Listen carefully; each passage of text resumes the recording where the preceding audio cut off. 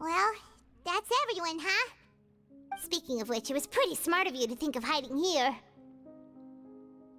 Poisson was just involved in a disaster, so it's presently devoid of people. That naturally makes it the best choice. And here you are drinking tea like it's the most natural thing in the world, huh? That's what families should do. Sit and enjoy a leisurely time together. It's nice to enjoy tea here, you know? Care for a cup? Lend me your ears, everyone. Or perhaps one of you might like to start us off. How about you, friend? Me? No, I don't think I can. Then, how about you, good sir? I fear that I will cause the mood on this boat to become as somber as it is in court. Well then, I guess we're lucky we've got a local like me to organize things. Wonderful, the spotlight at last. I guess I'll be facilitating things from here. That was a little long-winded, don't you think? Oh, you might be right. Anyway, to cut to the chase, our friend here, the Traveler, has brought us together to discuss something. As for what that is, well, let's start by saying that we'll be pooling our efforts together to create a series of traps. Oh, how intriguing. Well, it's just an expression, really. One that I just learned from Chlorand, and used on the spot. So, let's invite her to explain in detail. A round of applause, please.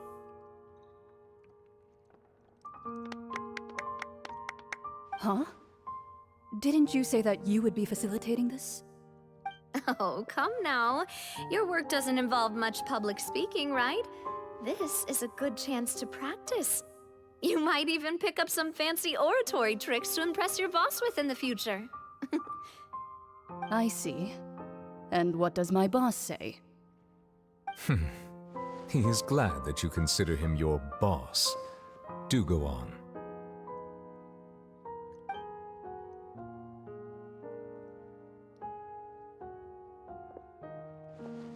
In that case, do any of you have experience hunting? Not that I recall. Fremine and I once used a wooden stick in a basket to catch wild rabbits when we were younger. As for Lynette, oh, right. You were sick that day, weren't you? I've also gone diving to catch some fish before. Does that count? I'm afraid not. You may or may not have heard, but Fontaine once played host to a group known as the Marechaussee Hunters. Though that was their name, they did not hunt animals, but rather various monsters left behind by the ancient dynasty of King Remus. Today, Fontaine's monster population has already thinned greatly, so the hunters have blended back into society, taking up arms in other lines of work. They even left a unique methodology of hunting in their wake. A trap comprises of the following components: bait, a trigger, and a containment device. Sometimes a lethal implement will also be necessary to deal with the prey. So, if we were to build a trap together, right now, what would you choose to build it with? For me, I would prefer something basket-shaped. Pigeons and rabbits will see the bait and naturally enter the snare. Our line of work requires a deft hand, and we're some of the best in the industry, so you can count on our techniques. You used some of those techniques while moving the people of Poisson, didn't you? My subordinates mentioned that you even performed some magic for the bawling children. Yes, and I even managed to gather some intelligence in the meantime. I'm quite the multitasker if I do say so myself. I'm afraid I can't claim that as my strong suit. I prefer more stable methods, like placing bait in the water and waiting for the fish to come within reach. That's the kind of method I would count on. Calm and steady. Exactly the kind of person who would catch loads of fish. And I can be their assistant. With discretion, I'm sure. I'd probably use some sort of mechanical animal. Papa once bought me some small clockwork squirrels, mice, and such. When placed in the forest, they can attract others of their kind. I remember that you liked those too, didn't you? I did. And that would be a good way to go about it. If they're realistic enough, animals of the same kind will follow them all the way to the trap. What about you, Monsieur Neuvillette? I fear I do not have any related experience. That makes sense. You usually solve problems directly, without the use of any such tricks. But I do have one more question for you, monsieur. If we were to create a trap now, how would you design it? I would like for it to be effective, but bring no harm to the prey. A more gentle trap would be ideal. Kind, as always. However, our intention doesn't necessarily change the containment device and the type of implement we need. If we wanted to kill the prey in one strike, we would need a powerful implement. However, that also goes for prey that must be captured and safely contained. Wait, why's that? Only a hunter who's a true expert at subduing their prey can snare it without harming it. The line that divides life and death is often exceedingly thin. So are we going hunting together? Huh. We hadn't thought of seeing ourselves as hunters. It kinda works, but maybe it's still not the best metaphor. If our means of capturing and dealing with our prey is to put them on trial, then the hunting metaphor is actually quite accurate. But we shall require much more courage than any hunter to judge a god, a being whose seat is an exalted throne. Oh, so that's what's going on. Sounds very interesting.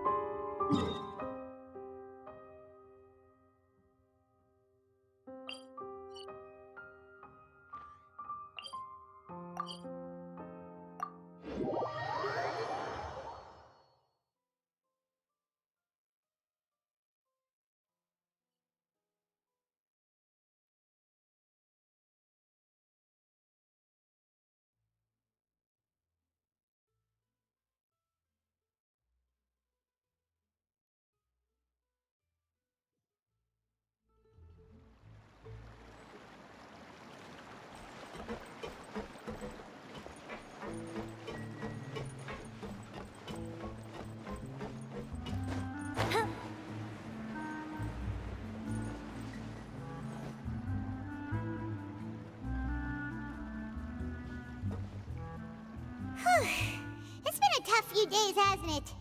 So much has been happening.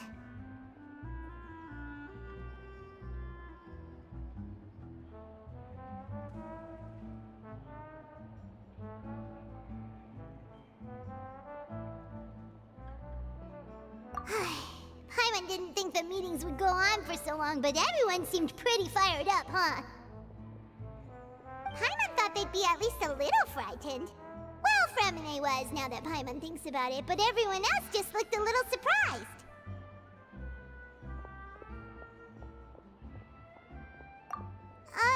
Well... It's hard to say. Paimon doesn't have any experience with this sort of thing. But with you around, Paimon sure will do great. After all, you're the most reliable person in the world, aren't you? Huh? Did you just pour some tea? Paimon didn't notice you doing that at all. Then what's that? Paimon's never seen that cup before. Don't be frightened. I'm just joining you two for tea. I merely refrained from saying anything till now. Who's that voice? But there's no one here. Ah, have you forgotten me already? Wait, you are familiar. You're the voice we heard from the sky in Sumeru. The voice from the sky, I fear that description is wrong. Though, not completely wrong. You're feeling lost now, just as you were feeling previously. I sensed that confusion and thus came to you. Guiding people is an irresistible hobby of mine, after all.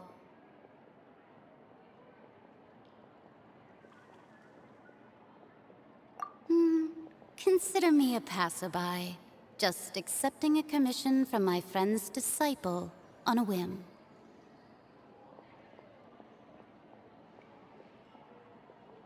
The prophecy. Yes, what has been prophesied will be fulfilled. You may view such things as the history of the future. What? Then is there any way we can stop it? I believe you have witnessed a failed attempt with your own eyes. Can everything in Teyvat so easily be changed?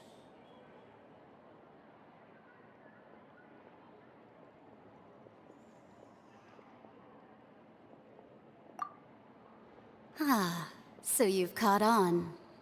Just as prophecies are usually only the future as seen from the perspectives of the gods, could things be happening in hidden corners where the gods' gaze does not fall? Are the things that you shall see different from the fate that the gods perceive?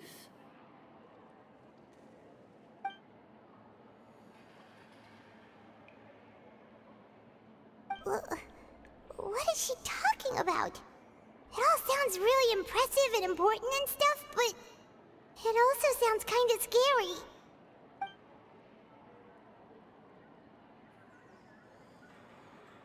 I believe that you understand, right?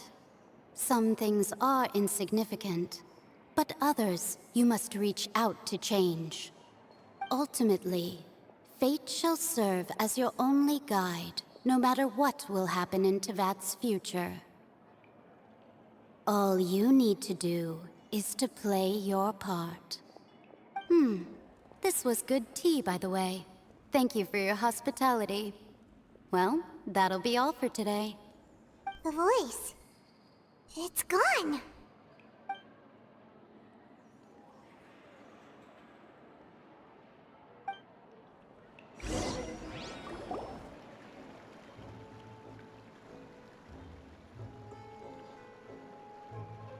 What?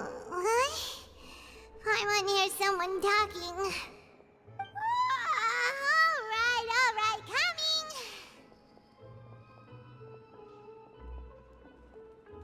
Hey, it's you who's getting lazy, okay?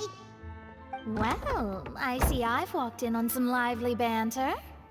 Mona! Fine, just fine. I went to take part in that Steambird panel. It turned out to be more interesting than I expected. Not all Fontanians are pessimistic about this. One journalist mentioned that sitting around and waiting for the end to come would be wrong, and that they should make their own rescue preparations. I agreed, so we had a brief chat with her. Did she have pink hair by any chance? Why, yes! It was Charlotte. You remember her, right? That daredevil journalist? I'm in full support of her view. Prophecies are very important, but how can people allow their lives to be commandeered by just a few words? That's right! Paimon's glad to hear something sensible for once. Ah, yes. About what we had discussed before. I did try, but I'm afraid I couldn't reach the old hag. I'll try again tonight, but I wouldn't get your hopes up.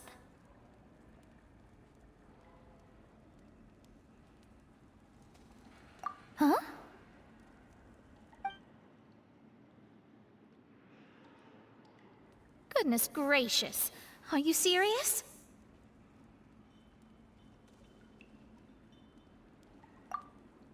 She said that even the god's gaze has blind spots. Pretty bold if you ask Paimon. Most people would believe the gods to be all-knowing, right? The Hexen Circle members are certainly anything but ordinary. As for the mage named N, the old hag has mentioned her a few times. She said that N's sense of direction is incredible, and that she loves guiding those who are lost. But I've never met her, and if she were still alive, she'd be... well, suffice it to say that the hag's at least a few hundred now, and N's been around for longer than that. Whoa. The Hexen Circle sounds like a scary group. But they must really stay in shape to live so long. Their abilities alone are pretty terrifying. If she came to see you personally, then the problem you're facing must truly be of great importance. Well, it's not like Paimon could understand anything she said. Yes, she was quite cryptic, but I suspect she means that there is still a way to turn things around. She didn't say when or what that would be, though, so... perhaps it is something that you cannot know right now.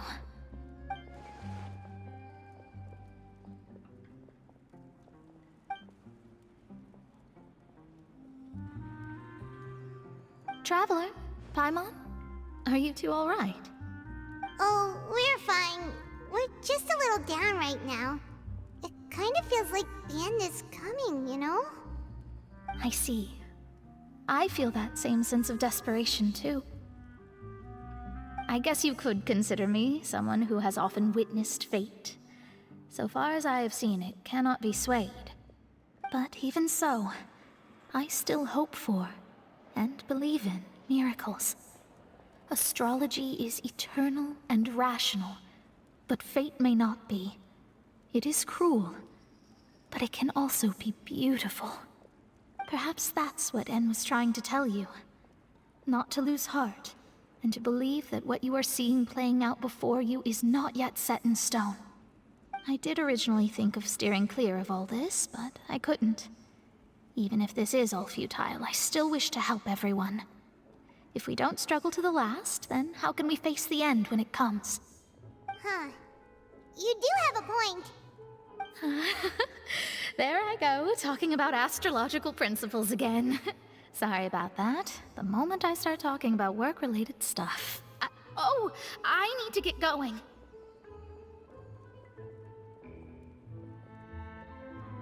It was worth trying to comfort you, even if only a little. I believe that you'll help those who are struggling in the same way I did. I suppose that might be why we always seem to meet by coincidence. Paimon feels kind of moved by what Mona said, but also kind of sad too. Hey, Traveler, Paimon suddenly feels like going outside for a walk. Let's go. Let's walk around the city, shall we? There's a few spots we always like to walk by.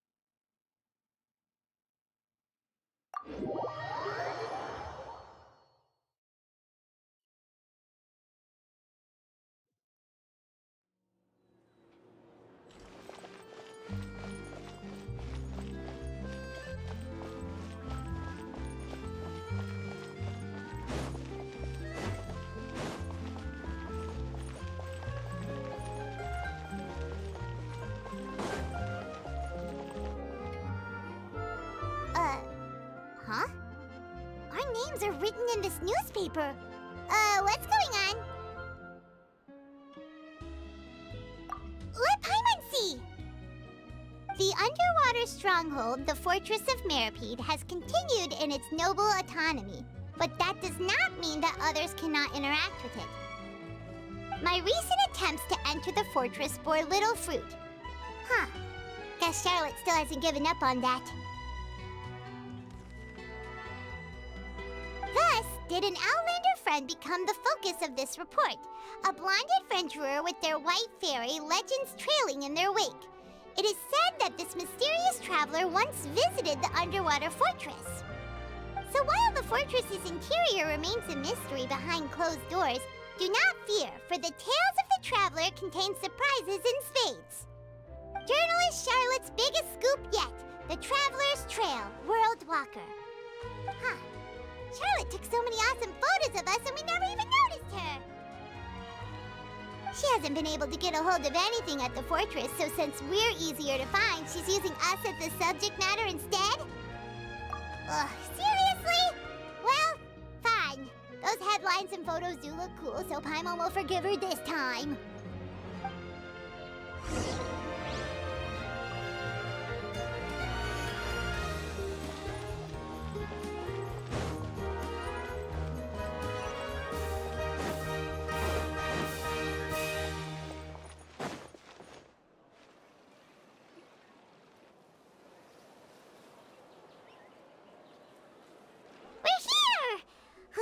Paimon's hungry. Should we go in and get something to eat?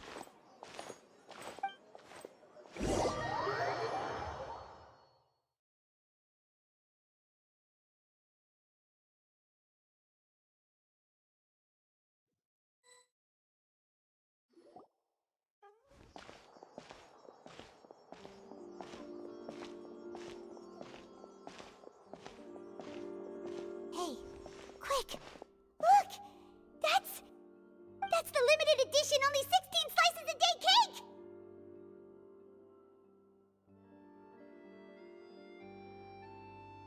It was so delicious the last time we tried it, despite the tense situation we were in. Let's give it another go. Paimon's sure it'll be great.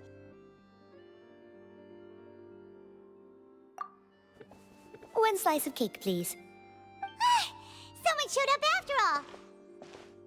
Oh, wait, you're the one from the Palais Mermonia. Oh, are you here to buy cake too? It seems Monsieur Nervalette was right. You really can eat. Wait, did he really say something like that? That's right. Even he has his own preferences when it comes to food. As for me, I love the cake and coffee here. Do you come here often? Usually every day. Every day? It's part of my daily schedule, apart from work. I shall have my cake and coffee. Then what if someone told you one day that this place would be closing soon, and you wouldn't get to eat cake here anymore? What would you think? But why would it close? Well, Paimon doesn't know either, but maybe the waters will rise tomorrow. You know, like in the prophecy. Oh, the prophecy. To be honest, I haven't paid much attention to that. No, still, even if there'd be no more cake tomorrow, that wouldn't keep me from having some today. No, it's the same for eating in general. You might not be able to eat tomorrow, but if you can do so today, then you should carry on. That's what people call living, you know. Huh. Don't be sad. Excuse me, could I have 2 more slices of cake to go? These 2 slices are for you. Sijuin said that this kind of expression you're making is what humans call being sad. Oh, you know Sijuin? I sure do. She was born before me, and she sometimes comes to the surface to teach us things about humans. She said that humans are creatures that are saddened easily, yes, and you can only lift their spirits by feeding them delicious food. So please try the cakes here. I've got something else to do, so I'll be going now. You two try to stay in a good mood after eating, all right? Bye!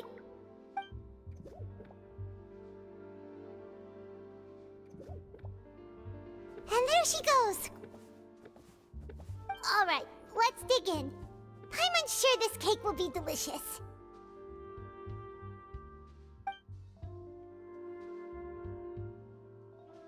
It's more delicious than last time! And the flavor gets even better with a sip of tea. It sure would be nice if we could come again tomorrow. Sure would be nice if we could always eat delicious food here.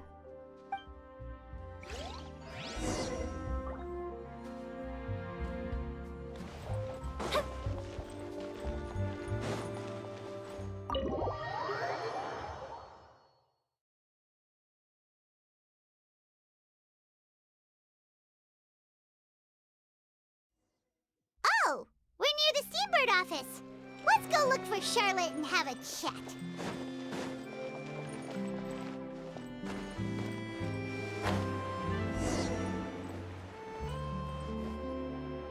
Wow! If it isn't the Traveler and Paimon! Oh, have you seen the article I wrote about you? Ha! You've got some nerve! You just used us to make some quick mora!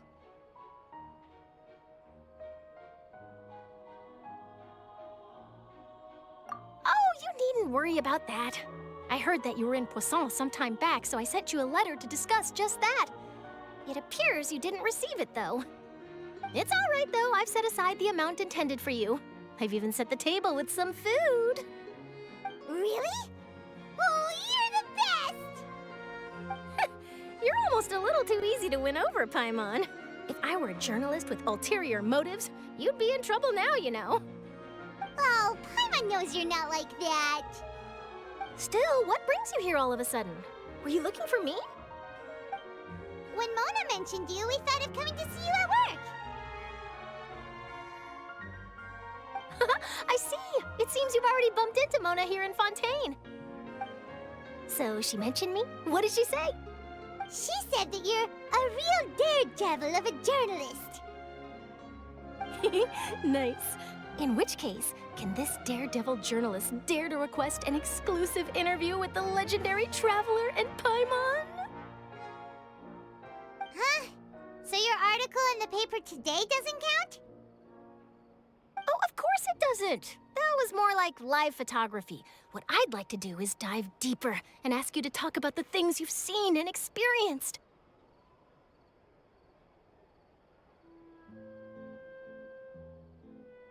Yeah, are we even qualified enough?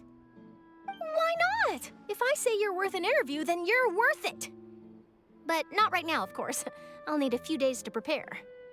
Oh, in that case, we'll just chat when you have the time then? Oh, so that's a yes? Ooh, splendid! I'll tell the editor-in-chief immediately. I'll have to apply for lighting, a venue, some props, and... Whew, so much to get done now. Talk to you later. Wait, Charlotte, Paimon's still got a question for you. And what's that? If, just for example, Fontaine were to be flooded tomorrow, what would you do today? Huh, that's the prophecy you're talking about, isn't it? I mean, I do hear about it often, but I've never once thought that the day could be tomorrow. If you're seriously asking, then I might try and think of a way to leave Fontaine. Oh, but I'm still a journalist first and foremost. That means I have a duty to be reporting from the scene. And secondly, I wouldn't forsake my homeland that easily. From what I've seen, most people don't know what they'd do should the worst come to pass. In truth, it might be better just to behave like normal rather than worry over such an end. So in all likelihood, I'd probably still be prepping at the office for that interview of ours. I know what you're thinking. That sounds a bit sad, but I've always believed that it's best to do what you enjoy. Just think about it. If this nation really were to be suddenly destroyed tomorrow, but I still successfully finish an exclusive interview with a truly unique person, then the story I would wind up writing would truly be timeless. And then do you know what I'd do?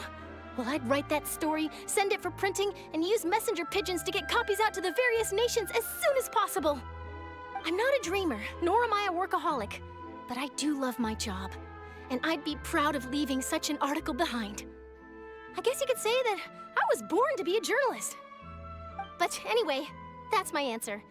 And on that note, I'll get back to my preparations. That's so nice.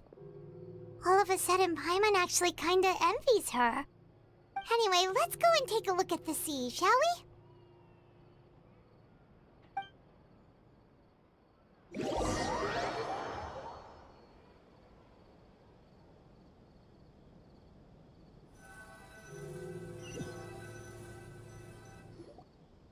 The sea breeze and scenery can be a pretty soothing combo, huh? Paimon's been thinking.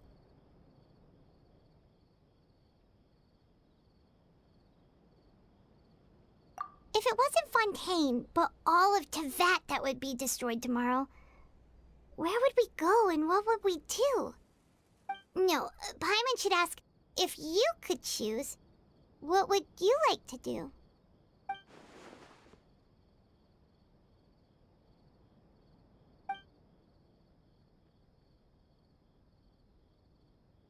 We've always been moving to the next destination, so we haven't spent much time thinking about these kinds of things.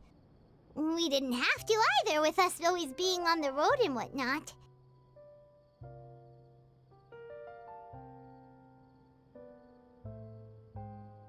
You mean, still traveling? Huh. Wait, isn't that what we've always been doing?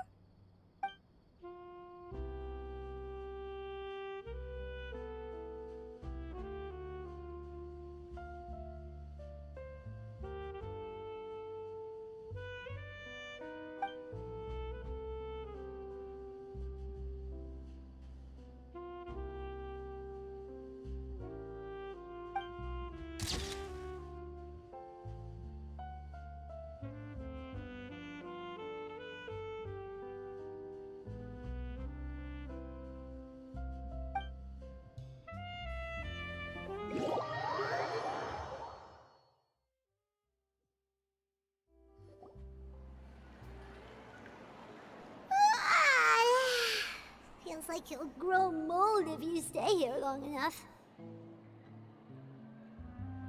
But it's still better than the Fortress of Mirapede, that's for sure. It's not only damp there, but salty too. Ah, so the two of you are still here. Wonderful.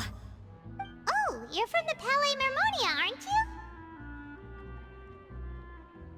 you? Yes, I'm Isadora. Monsieur Nervillat sent me to look for you two before. I heard that afterward you went to the Fortress of Meropide.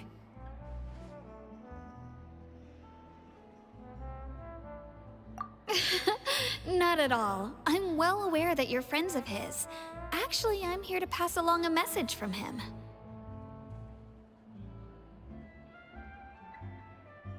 Yes, inside the Opera House. The Maréchaussée Phantom has declared the incident a small-scale riot. A riot? Well, that said, I don't personally think it was that serious. Lady Furina was watching a performance at the Opera House, and while she was resting during an intermission, some other audience members suddenly started harassing her, loudly accusing her of doing nothing about the prophecy crisis. And before she could respond, others started to join in. The crowd continued to grow, and protests against the Hydro Archon started to break out. So people have started to put the blame on Furina. Guess they finally found an outlet for the pressure they've been under due to the prophecy. I agree. People will naturally rely on gods, as is customary. But the moment people feel threatened, gods are also the first to be blamed. So what happened after that? Is Furina okay? Seeing that the situation was spiraling out of control and that further argument was pointless, she claimed that she'd gotten tired of this and left in a hurry. The Maréchaussée Phantom had their hands full maintaining order and did not catch where Lady Furina had gone. Only when things had stabilized did we realize that she had gone missing. So, you mean she's still missing? That's right. The Maréchaussée has dispatched many people to search for her, but we don't have any leads yet. That said, I don't think there's much to worry about. She is a god after all. Even if she were to fall into the hands of rioters, what could ordinary people do to her?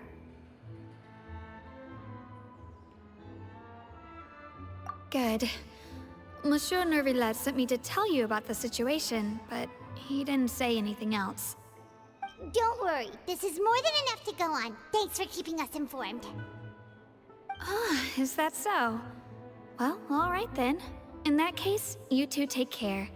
I'll be heading back to the Palais now.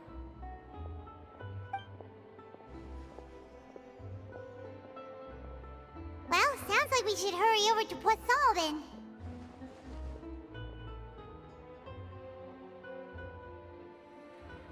If we know Furina, she won't try to fix things in this situation. Instead, she'll look for a place to wait out the heat. And as we also know, she may be loud and dramatic, but she doesn't have a heart of stone. When Nervillet was talking to her in the Palais Mermonia, and she heard about Poisson, she couldn't hide her sadness and remorse. It would be hard for her to ignore being accused by the public today. Paimon thinks Furina's probably taken the opportunity to slip away to Poisson and try to relieve the sense of guilt that she's feeling. Huh. Well, what do you think? Paimon knows the answer, of course, but Paimon can do the analysis to back it up, too. Cool, huh? In that case, there's not a moment to lose. Poisson, here we come!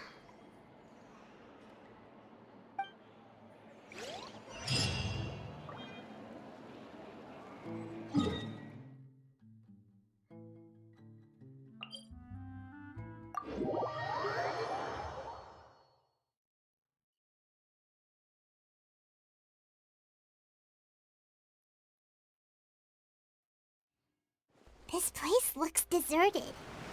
Guess all the survivors must have evacuated already. All that's left here are signs of devastation. Could Furina really be here? Let's try to find her as soon as possible.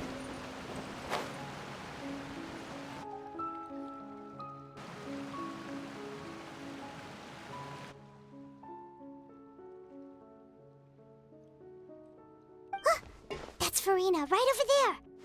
She really is here.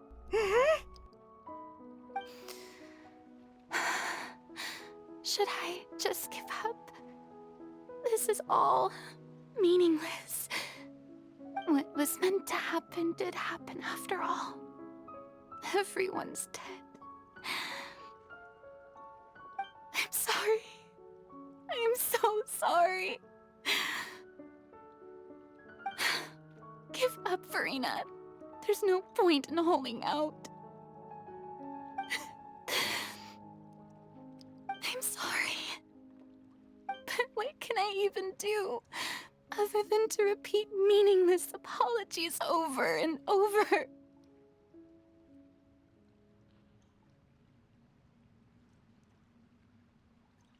Who's that? Don't worry, Furina. It's just us.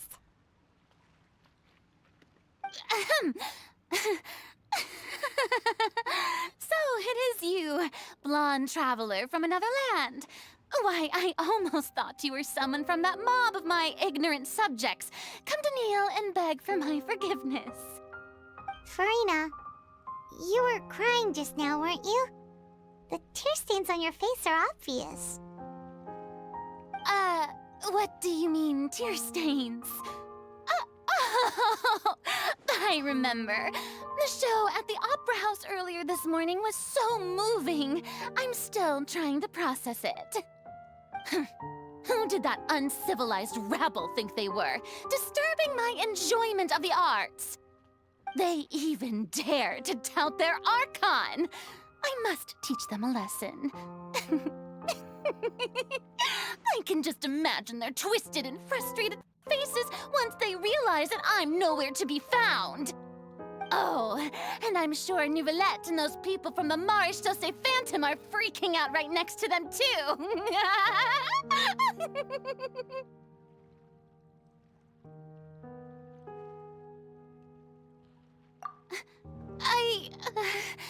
Of course not. Hey, there she is! The Hydro Archon's over there! Quick, after her!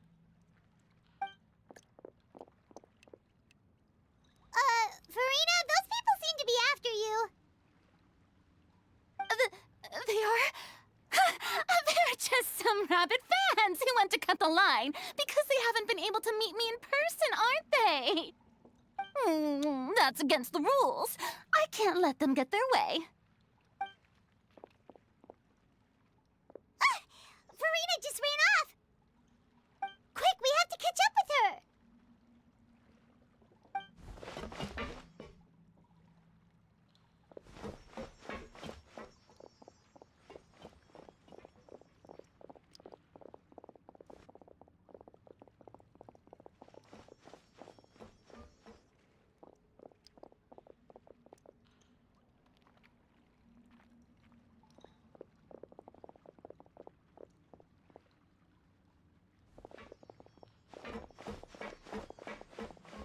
This should be the place, right? Hey, Furina!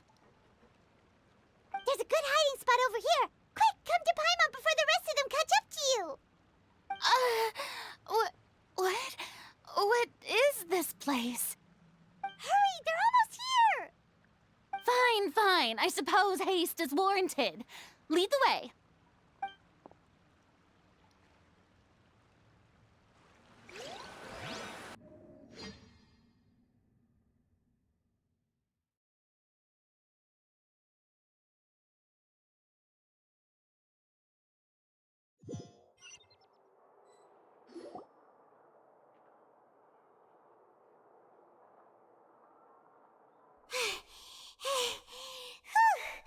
Paimon's exhausted.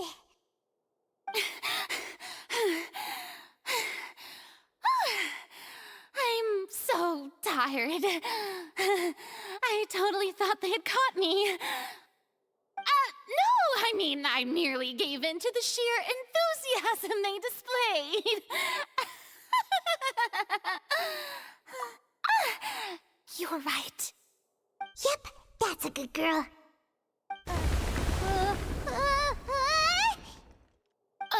What's happening? The ground's shaking. Is it an earthquake? Yeah, a quake of this kind preceded the flooding in Poisson, didn't it? It can't be. It's happening again. Well, there's no need to worry too much about that. Neverlette's made some emergency plans, so the evacuation should go a lot smoother this time.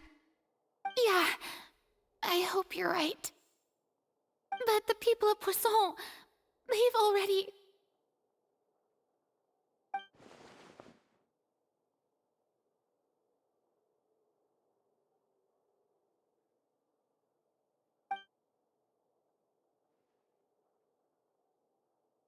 It's true.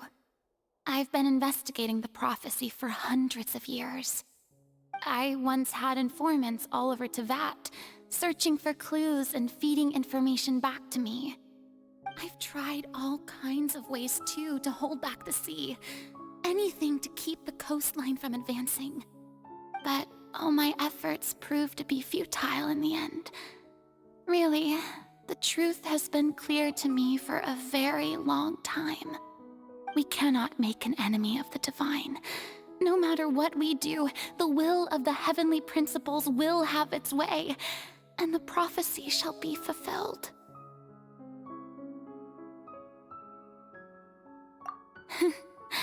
Give up. I do love the sound of that phrase. It would mean finally coming to terms with fate, but also for me to finally be free.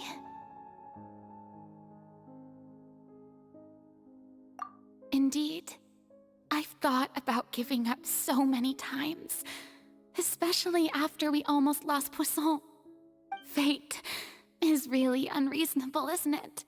It has no heart and obeys no rules. The prophecy has only just started to come true, and so many people have already lost their lives. But just now, it all became clear to me. I still don't have the right to come to terms with fate on behalf of everyone else. As long as the final moment hasn't come, it's still not too late. don't worry. I will keep hope alive for everyone until the very end. Well, that's enough for now. I got the impulse to play the stricken maiden, but honestly, considering my rank and station, that wasn't a good fit at all. Don't take any of what I just said seriously. How could I possibly let Fontaine fall to the whims of trivial prophecy? Come on! Paimon could have sworn you were actually being honest just now.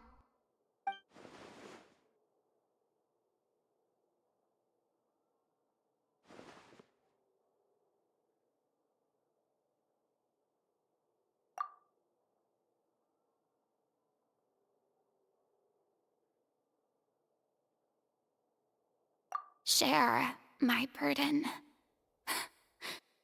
That's impossible. It was fated right from the start that this would be my duty alone.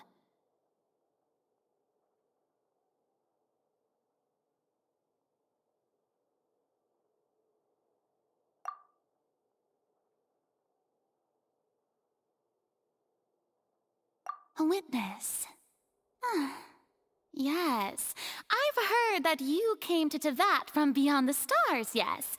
In other words, you never belonged here. And if Tevat is, in its entirety, a show on a stage, then you're just a spectator, aren't you? If that's the case...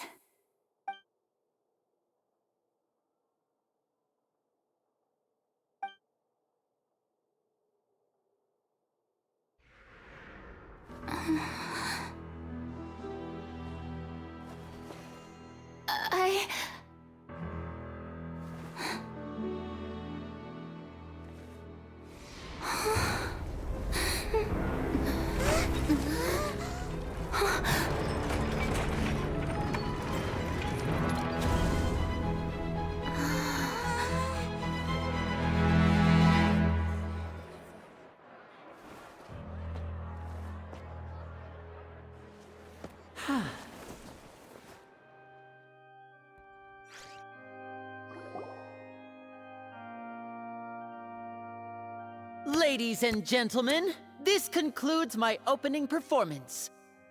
Now, without further ado, we may proceed to the trial of our god. So this is what it is. Yes, you deserve praise for the effort you took to raise the dramatic stakes.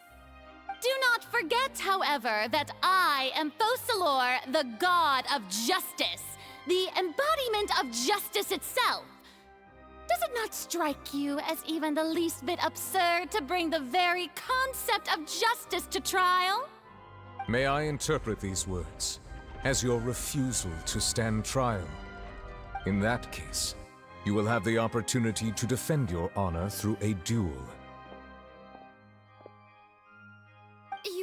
You would draw your blade against a god?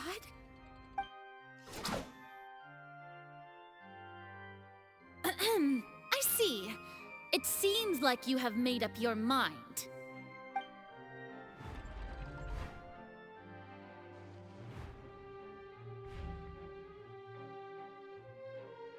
Paimon can't believe it. She just surrendered. What the heck is going on? Did I just see an Archon surrender to a human? Wow, how utterly humiliating. Lady Furina, what is the meaning of this? Shh! It would seem that there has been a misunderstanding. To be clear, the raising of both hands is not always an indication of surrender. Looking for excuses again, huh? I raised my hands just now to indicate my acceptance of the trial. No duel shall be necessary. I will admit that I've been running away for a long time. I'm sorry, everyone. I was unable to protect the people of Poisson. It is my duty to stand trial for my crimes. you are not the only ones to be disappointed in me. I, too, am exceedingly disappointed in myself.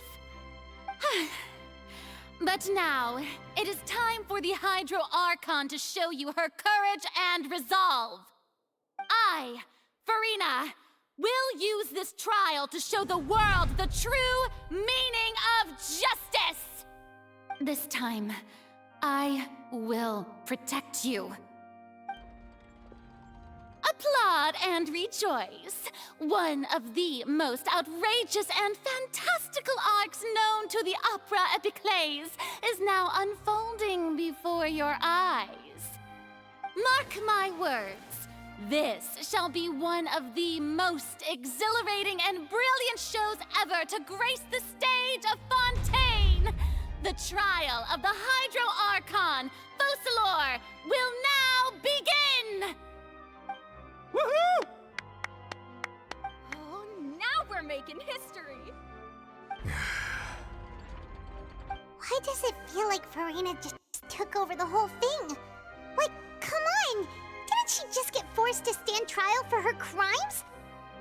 Also, even though she's still acting super dramatic, she is taking this seriously this time, right? All right, then. Who will be my opponent in this trial? The court asks the prosecutor to please take the stand. Is that so? Very well. Then please speak, witness of Tivat, my accuser and fated opponent.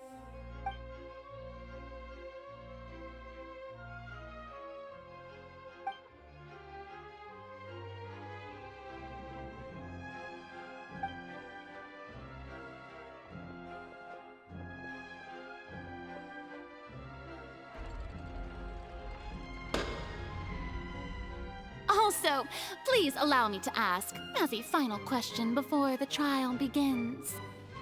Just how much work did you do to force me onto this stage? Well, we did do a lot of prep after the meeting that day.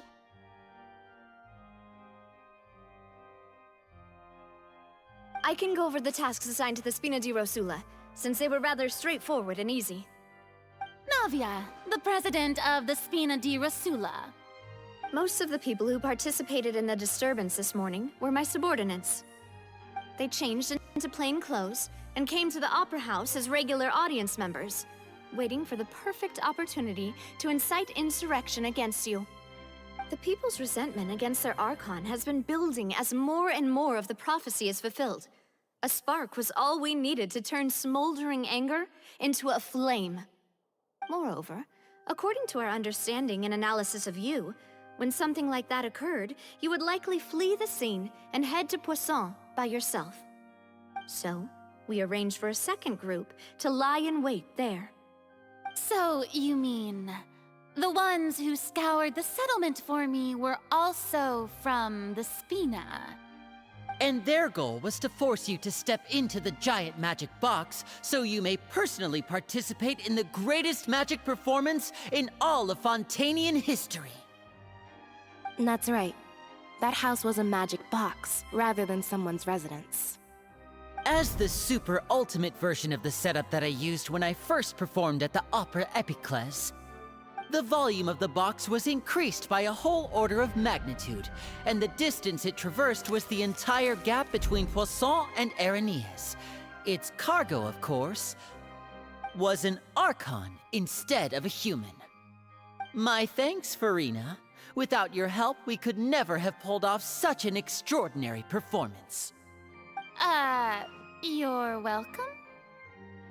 Of course, this performance was only made possible with Father's support. The House of the Hearth spent a massive amount of labor in Mora to pull this off. We had to select a location, construct the giant magic box, dig a tunnel, and open up a path through the water. It was a lot of work for all of us. So, in other words, the earthquake that we felt within the giant magic box was just a normal tremor from the transportation of the whole house? That's right. It wasn't a sign of another disaster to come.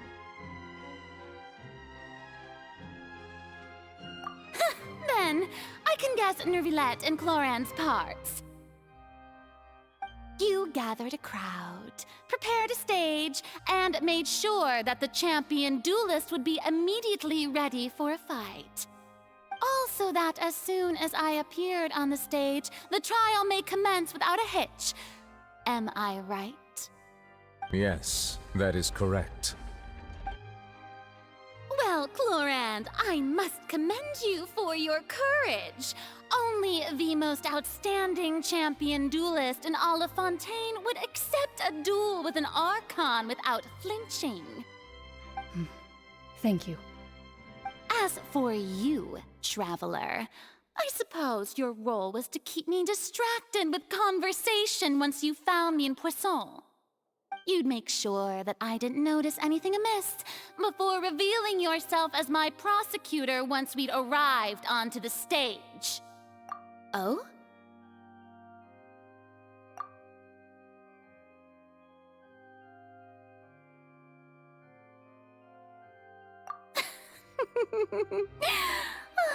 Is that so? Then I suppose I must have missed my final chance. It's fine. It matters not. What's done is done. The stage is already set, so there's no reason to disappoint the audience. Let's see this trial through to the very end.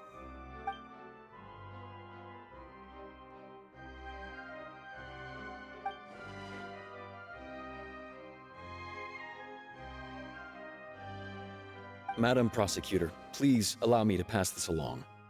This is a document that Miss Charlotte applied for and received permission to share with you during the trial. According to her, it should speed up the proceedings. Huh? Charlotte wanted to give us something? Oh, so she's here too! Hey, Charlotte! Oh, let Paimon see. Isn't this the exclusive interview that she did with us before?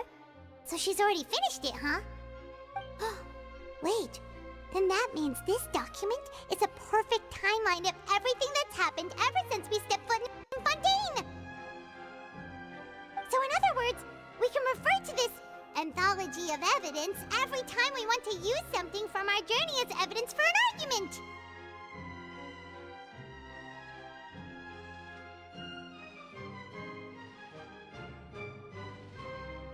Let's quickly confirm the information in it. Just think of it as a refresher, alright? You defeated the Hydro Archon in the very first duel you took part in at the Opera House. That's one for the history books, alright. I didn't think that you'd wind up getting to the bottom of the case I'd been following all this time. I guess you could also see this as a happy coincidence.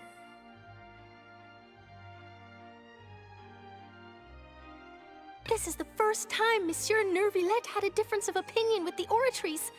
Even the Hydro Archon can't figure it out.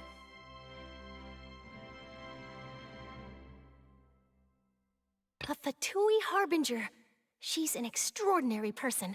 Her instinct must mean something.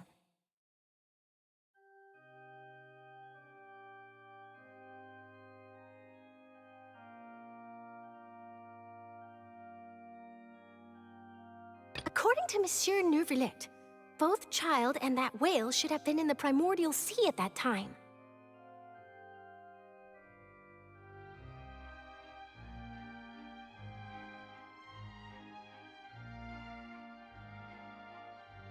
The fortress of Meripede was almost destroyed in a single day. That I didn't witness that scene personally will always be a source of professional regret, I think.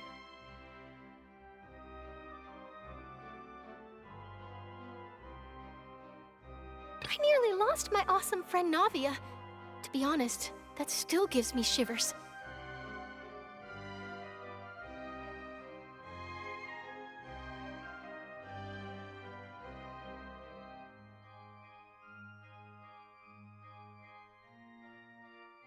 The words of someone as extraordinary as a witch can probably only be truly understood when something surreal happens to you.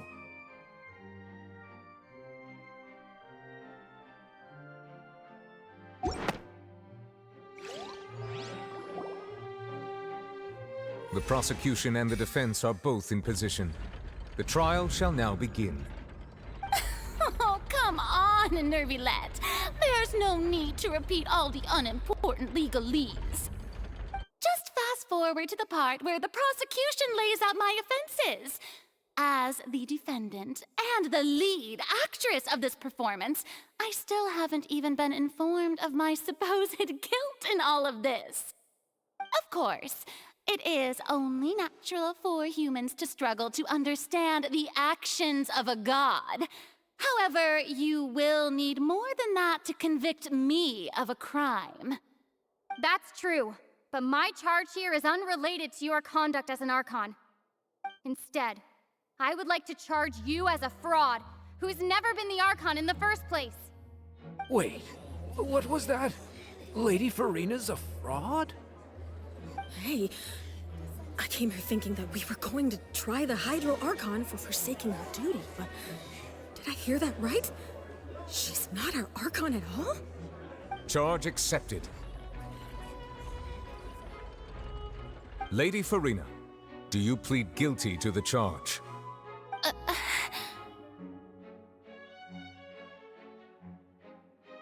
Lady Furina. I plead not guilty. How can I be guilty? There is no way that I, Focalor, otherwise known as Furina de Fontaine, a member of the Seven and the Regina of all waters, kindreds, peoples, and laws of Fontaine, could be anything other than your true Archon. Yeah.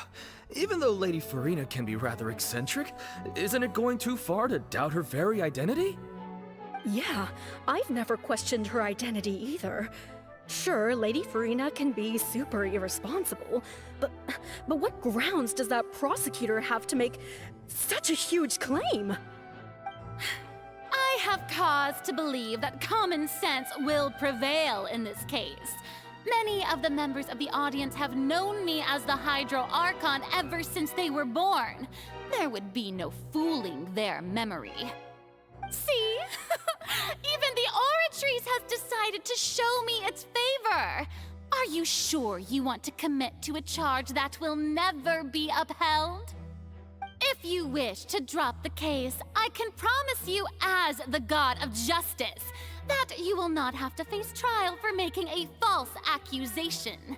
We will treat everything that's happened as a dramatic spectacle and move on with our lives. What do you say to that? Huh.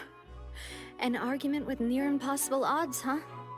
We have to not only refute Furina's claims, but also overturn the long-held beliefs of the people.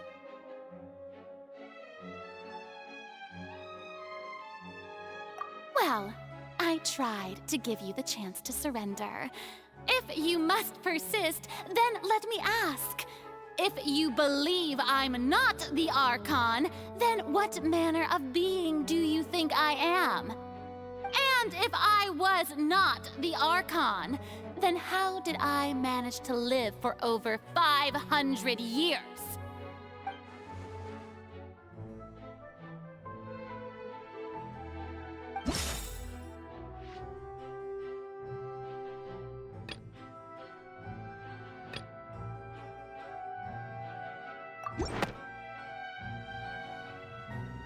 First of all, you may be a member of another long-lived race, which would allow you to naturally possess an extended lifespan. And second of all, even if that wasn't the case, there could be other ways to extend your life. Who gave you that idea? Was it the knave? You'd sink so low as to use a harbinger's words against me.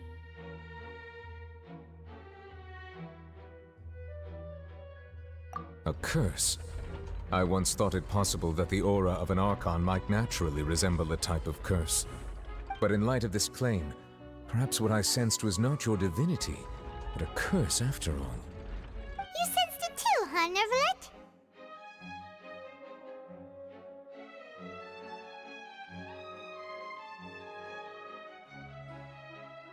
Lady Furina is actually a human? Well, it is true that it's extremely difficult to tell humans and gods apart just by looking at them. it's not impossible.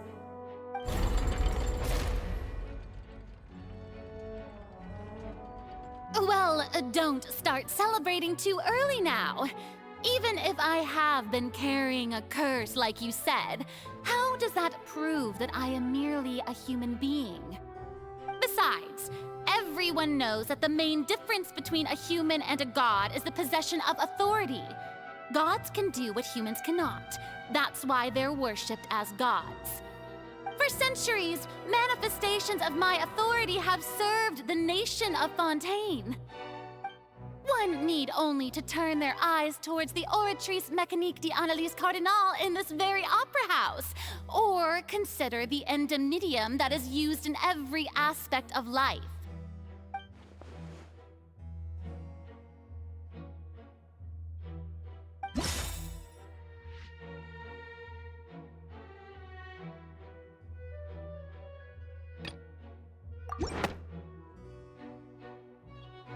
You tried to reference the Oratrice, but weren't you as confused as all the rest of us when the Oratrice declared Child to be guilty without any proof?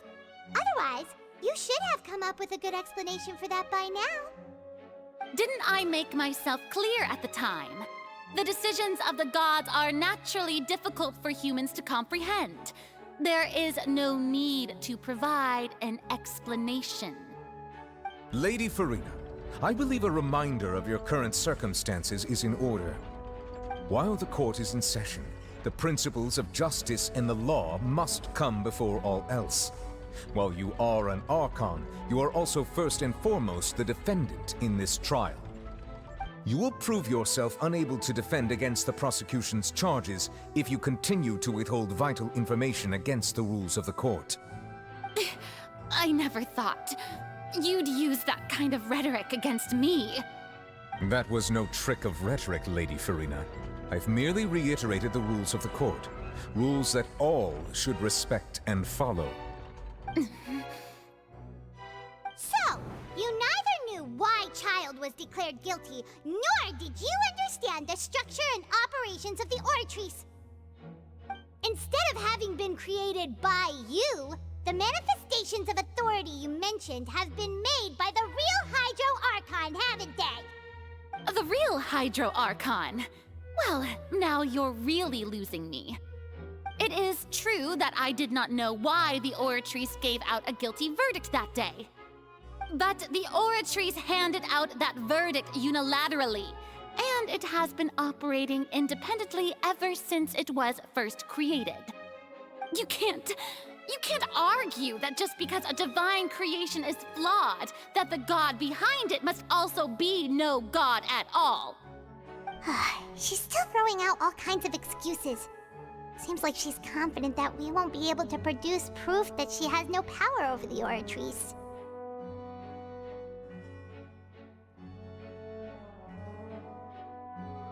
My power as an Archon. There are many ordinary citizens in the audience. How can I just carelessly demonstrate the formidable power of an Archon? If that poses a concern, I'm prepared to extend my protection to the audience. You don't need to go that far.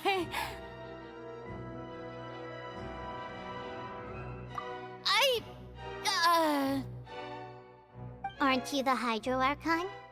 Or is it that you can't even wield the power of Hydro, much less the authority of a god?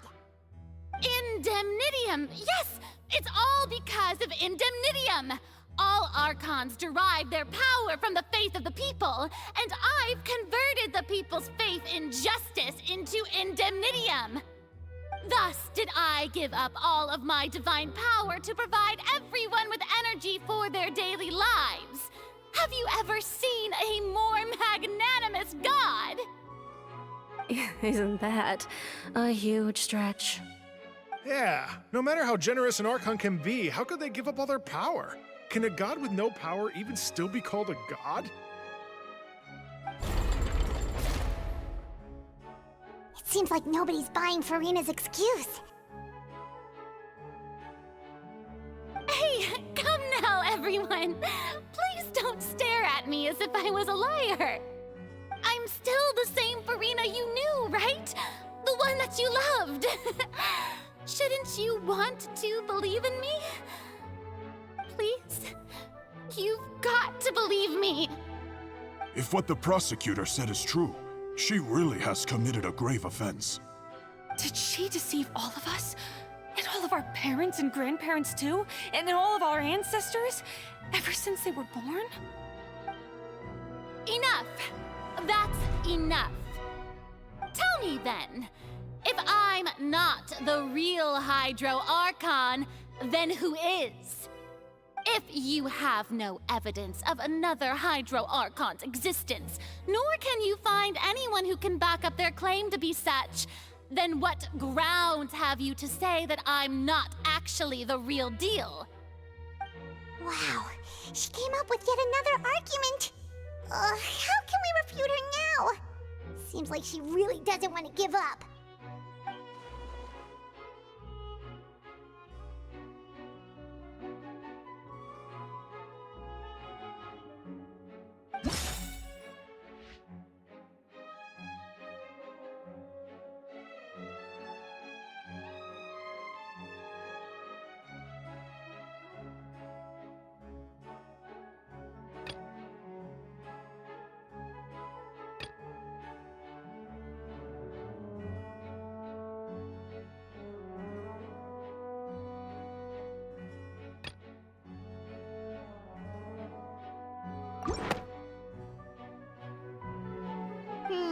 That doesn't sound right.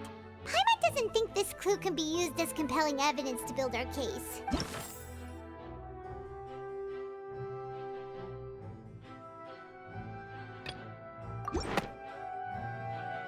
That doesn't sound right.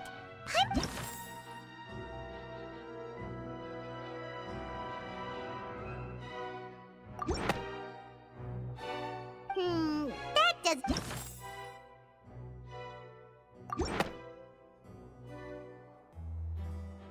It has been established that all Fontanians can dissolve in water from the primordial sea.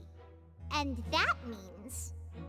Since you insist on claiming to be a god and not a human, then there's a method that you can use right here and now to eliminate all suspicions of you being the latter. Miss Navia, please apply to serve as a temporary attorney for the prosecution before addressing the court. Though you act in partnership with the prosecutor, you must still adhere to proper procedure. Super sorry, Monsieur Chief Justice. I swear this really will be the last time that I'll speak out of turn. Now, I've brought some seawater from Poisson. As everyone knows, a massive flood struck the area not long ago, taking many lives, including those of some of my closest friends. So, Miss Furina, would you dare to touch some of this seawater? If we are to believe that you are indeed the real Hydro Archon, touching this seawater would have no effect on you. All it should do is strengthen your case. But if you don't dare to touch it, then we would have basically proved the reverse. Oh, and I must remind you that after the disaster at Poisson, nobody wants to see any more people dissolve. I do hope you'll act prudently and choose the simpler path of admitting guilt. Navia from the Spina di Rasula. The Spina has governed Poisson for many years. I guess her suggestion is valid. If Lady Furina is indeed just a human, she's probably Fontanian like all the rest of us. Would she really dare to try?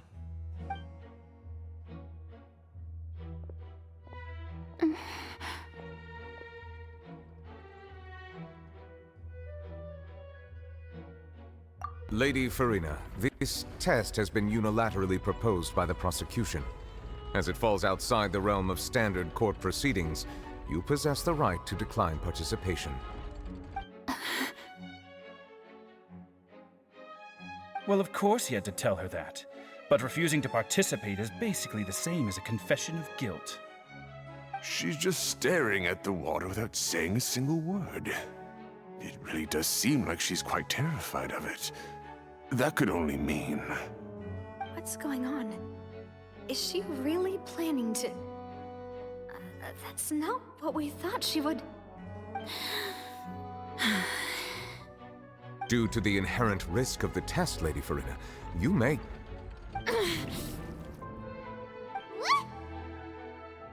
Hey!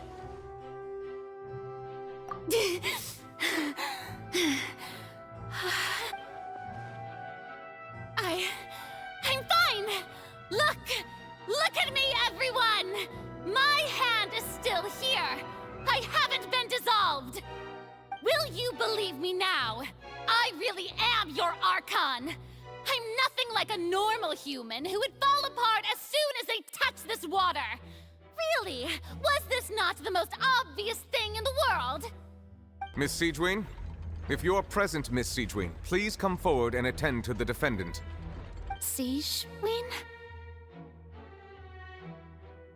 Don't be nervous. It'll just take a few seconds. Let me see. That should be enough. Please announce the results of your evaluation to the court, Miss Siegeween. As everyone doubtlessly saw, Miss Furina was displaying symptoms of hyperventilation and flushed skin. These indicate that she was experiencing the adverse effects of exposure to primordial seawater. The extent to which she was affected is the same as other humans when exposed to primordial seawater of a similar concentration. Thank you, Miss Siegeween. Lady Furina, you may return to the defendant's stand. Oh wait, what did she just say? I didn't get dissolved! Shouldn't that be enough to prove my innocence? Well, considering your tendency to run from your problems, we did originally prepare a direct sample of the seawater around Poisson. However, after extensive discussion, we exchanged it for a sample that is not concentrated enough to dissolve an actual human. After all, on the off chance that something entirely unexpected might occur, we don't want anyone else to lose their life to the sea. Yeah, so out of regard for Furina's life, you secured a low-concentration sample and asked the head nurse to serve as an expert witness.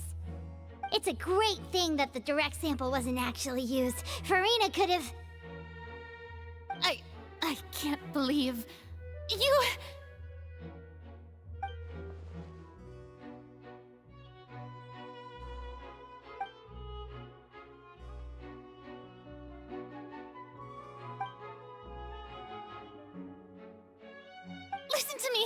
Listen to me, everyone! Please don't give me such cold and disdainful looks! What happened just now didn't prove a single thing! Think about it! How can you conclusively prove that an Archon can't also be affected by the primordial seawater? Also, if I was really just a human, why would I dare to just put my hand in that kind of water?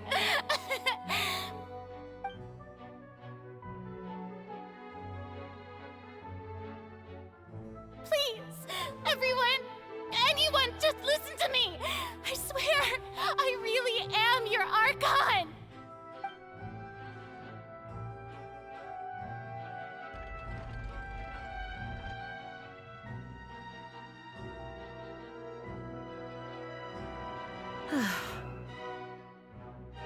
I don't think anything she says at this point will sway anyone.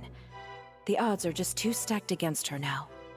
With all the things that have been said, Paimon doesn't think there's any way left for Furina to win. I believe the time for arguments and presentation of evidence has come to an end. If there are no objections, we will move on to the final judgment.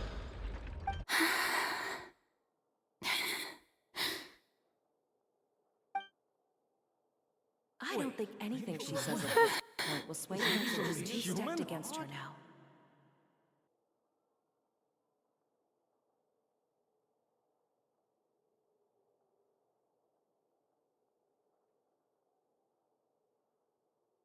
In my capacity as Chief Justice, I shall now render judgment on Furina's misrepresentation of herself as the Archon of Fontaine.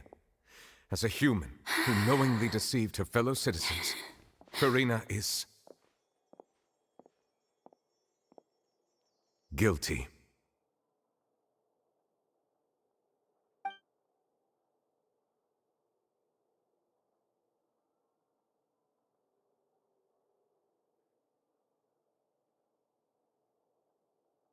We shall now turn to the Oratrice Mécanique d'Analyse Cardinale to render the final verdict on the charges.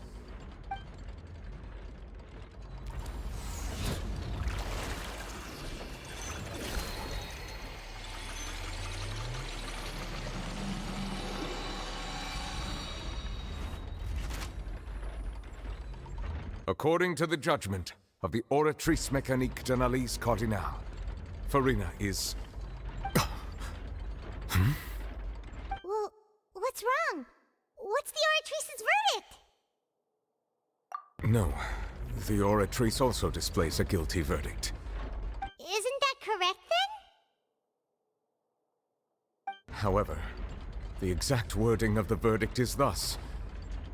The Hydro Archon, guilty, to be punished via the death sentence. The death sentence? That's actually one of the available sentences? I've always thought that it was just a myth. The one and only time the death sentence has been handed out at the court, and it's been given to the very person we've worshipped as the god of justice? What an unexpected twist. Furina's been sentenced to death by the Oratrice? We just wanted to use the trial to show her the seriousness of things so she'd tell us the truth. How did things escalate this quickly? This outcome is indeed quite strange.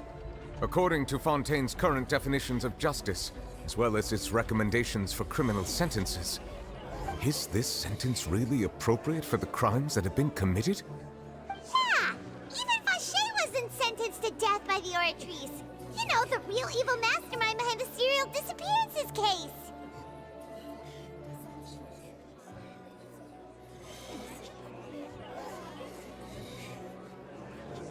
Indeed. Not only is Furina's sentence overly excessive, the very point of our trial today was also to prove that Furina has never been the Hydro Archon in the first place. But now, the Oratrice seems to have deliberately invoked the title of the Hydro Archon. What does this mean?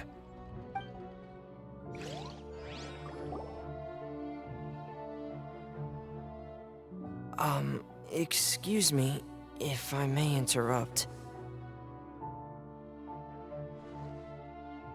Is the trial still going? Fremine! Oh, you finally made it. I assume this means you've completed your mission? Mm-hmm. Any mission Father assigns to me will always be top priority.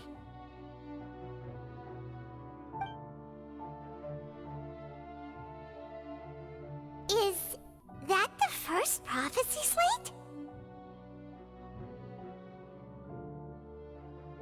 Huh. So the knave privately arranged for Fremine to try and find the missing slate. I looked everywhere and finally found it at the bottom of the sea. It took me a long time to get around some dangerous stretches of water. But has the trial already concluded? Then doesn't that mean I've come too late? Oh no. Father will be disappointed in me. Thank you for your hard work, Mr. Fremine. Please allow me to review the record left on the slate. Traveler, I believe that you have already seen the other existing slates, and would like you to come here and confirm their contents.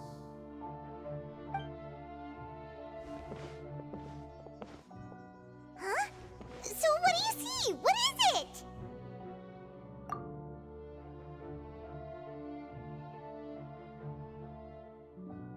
I believe I've now made sense of the Hydro Archon's crime. It has to do with Fontaine's lost history. Huh? Isn't the Hydro Archon just guilty of deceiving her people? Oh, wait, no, that's Furina, and we've already proven that she's not the Hydro Archon. So when you say Hydro Archon, do you mean the real Hydro Archon we've been kinda talking about? In truth, everything that you've encountered in Fontaine up until this point can be traced back to the contents of these stone slates. However, I'm uncertain as to how much sense they currently make to you. Okay, let's try to recall recall the contents of the other 3 stone slates. Paimon will do her best to help you remember.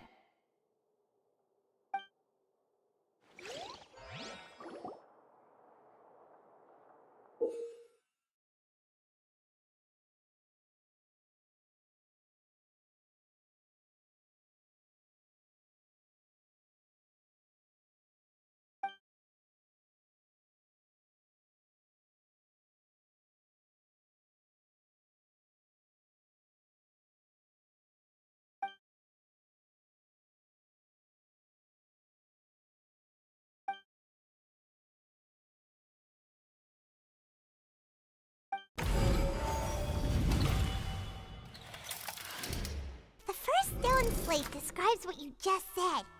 It seems to show the previous Hydro Archon using her divine power, and then the Oceanids turn into humans. Does that mean that Fontanians are transformed Oceanids? Oh, Paimon wasn't expecting that. But if Oceanids can turn into humans, then perhaps this process can be reversed as well. The second stone slate shows Celestia floating in the sky, and the Hydro Archon and her people worshipping it together. But the heavens still brought judgment down upon them. This must be the point when the Hydro Archon and the Fontanians were branded with their original sin. Does this mean that the original sin and the Hydro Archon sin are the same thing? The third slate shows the Hydro Archon sinking into the sea surrounded by many people. That reminds Paimon, didn't we also watch that happen to someone else? Well, the fourth slate is the prophecy the Fontanians have been talking about. People dissolving into the sea, the Hydro Archon crying on her throne, and so on. We didn't believe that such a crazy disaster could happen at first, did we? But after that incident, it was just a question of when and not if.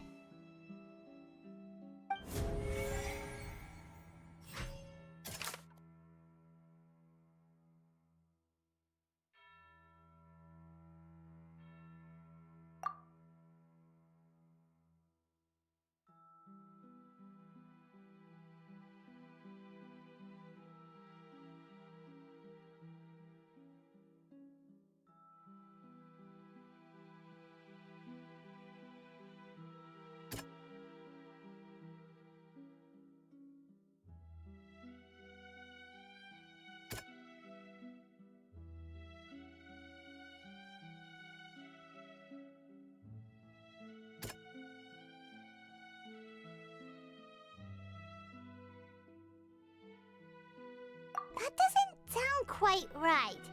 Let's think about this some more.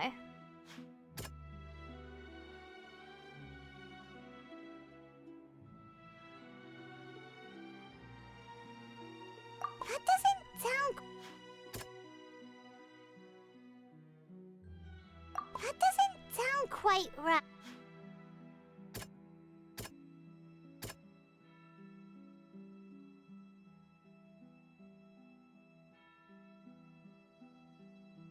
That doesn't sound... We know from the case of the serial disappearances of young women that Fontanians can be dissolved in primordial seawater. And the first stone slate tells us that long ago the Hydro Archon used her power to turn Oceanids into humans. This might be the reason that Fontanians can dissolve.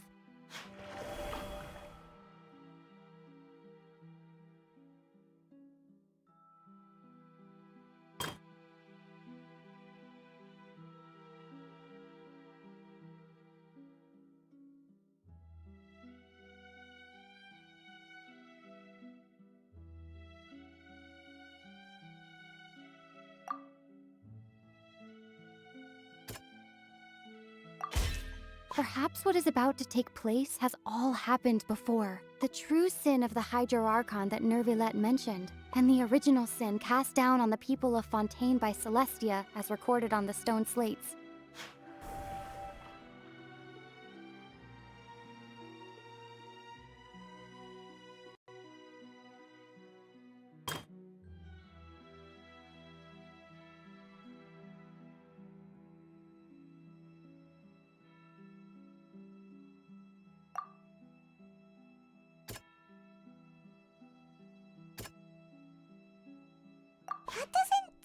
quite right.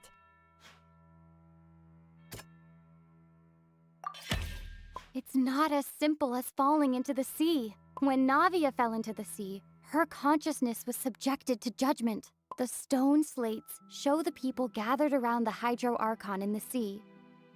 Could that be alluding to the same thing?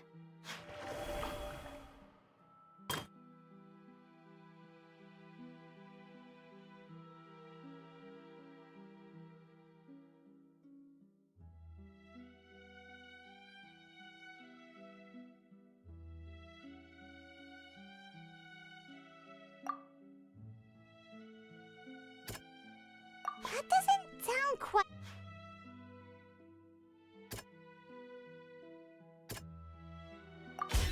The prophecy from the stone slates found its way into society, but not many people believed it at first. The fortress of Meropide was nearly flooded with primordial seawater, which we know can cause Fontanians to dissolve.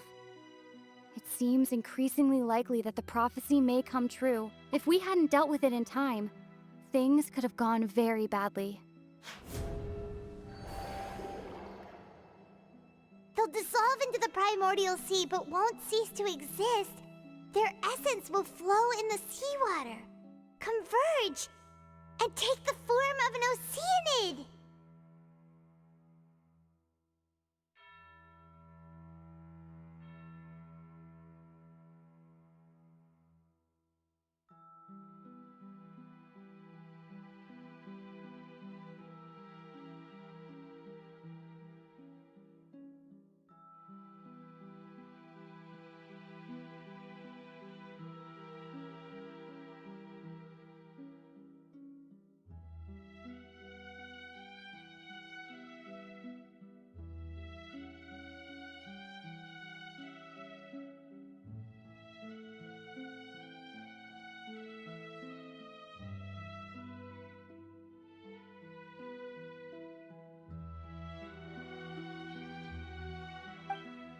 The Hydro Archon was sentenced to death in court, shocking everyone present. Perhaps this means that her sin was actually Fontaine's original sin.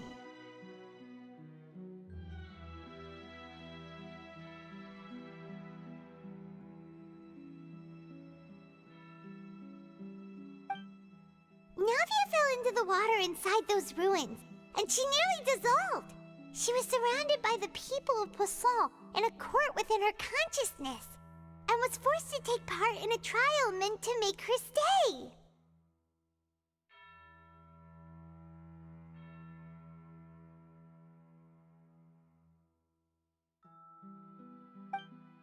The eruption of the primordial sea at the fortress of Meropide was the surest sign that the prophecy was about to come to pass no matter what.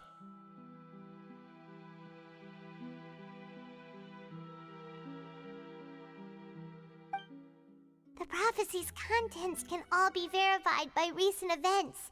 If we combine what we know together, loads of truths should come to light.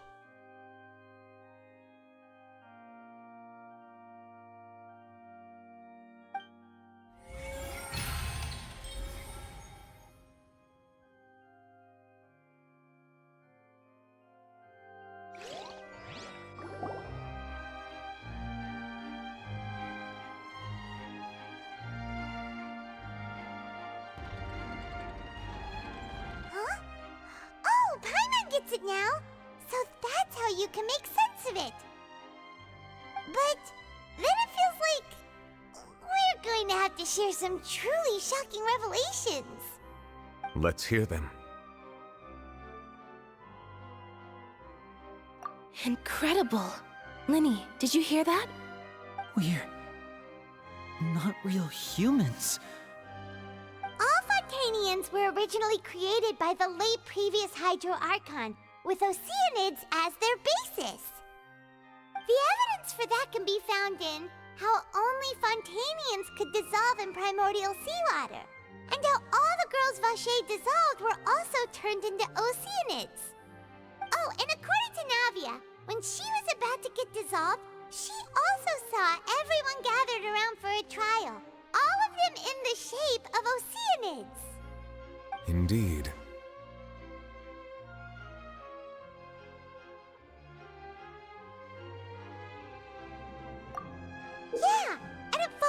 from the content of the first slate that she probably angered Celestia by creating humans without prior permission. That could also explain why the Oratrice judged the Hydro Archon to be guilty. It's to account for that ancient sin. The Hydro Archon's true sin was creating us? And yet, after many hundreds of years, the Hydro Archon's creations have turned around to try to judge the Archon within the Opera Epiclese. The twists of history are often the most unexpected of all.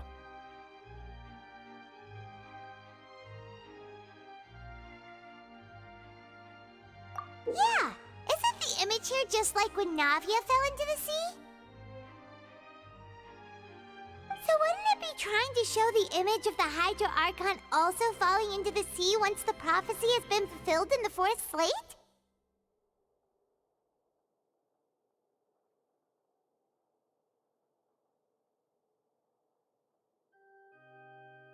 In the end, the people will all be dissolved into the waters, and only the Hydro Archon will remain weeping on her throne. Only then will the sins of the people of Fontaine be washed away. Did Paimon get all that right? You've made some keen deductions. I must say, given how much you still don't know, it is impressive that you've already managed to connect so many pieces of the truth. However, while you were able to decode all the information on the slates, they've also been etched with an additional layer of hidden information using a different power source. When we were at the ruins, I tried to decipher the hidden information recorded in the slates. But since we only had 3 slates at the time, I was unable to come to a full conclusion.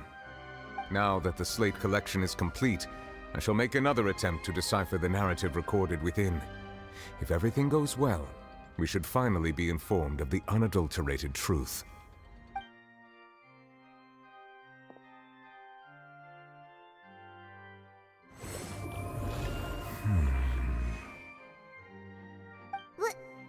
Well?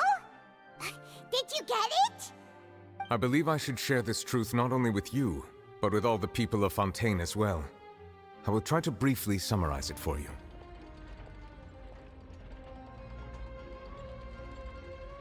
Your hypotheses regarding the origin of Fontainians and the sin of the Hydro Archon were both correct. In the Fontaine of old, the previous Hydro Archon sensed the yearning of her Oceanid familiars for life on land.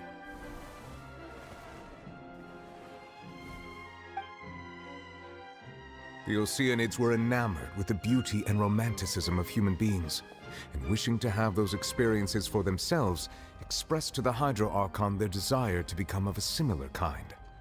However, even though water as an element is intricately linked with the power of life, the Hydro Archon, as one of the 7, did not possess the authority to create a new form of human life. Not one to give in, she eventually found a way to create permanent humanoid bodies for her familiars by appropriating the power of this planet's primordial sea. She poured primordial seawater into the Oceanids' blood vessels, creating humanoid mimics in the process. But if Fontainians were to ever come into direct contact with water from the primordial sea, the power within their bodies would escape these artificial restraints and return to the sea. As a result, their forms would collapse, and they would be reverted to their original forms as Oceanids. Of course, the Hydro Archon never received permission from the heavenly principles to create a new human race. And thus, the Hydro Archon and all of her creations came to shoulder the original sin of appropriating the power of the primordial sea. That is the true history of how the people of Fontaine first came into being. So we were all Oceanids before we turned into human beings? That's way too much information for me. I think I'm just going to pretend that I never heard a single thing. Wait, but if that's the truth, we can't let the Hydro Archon be sentenced to death. After all, her only sin was creating us. This really might be too much information for your regular Fontainian, but it does answer a lot of our questions. Alas, your hypothesis regarding the 3rd and 4th stone slates was inaccurate. The slates' respective positions are, in fact, correct? A key point of the visual on the third slate is how all the individuals depicted in the water are humans rather than Oceanids. They have not been dissolved, which implies that the water depicted in this slate is not water from the primordial sea. The nation of Fontaine is the nation of Hydro, as well as the nation of Trials and Justice.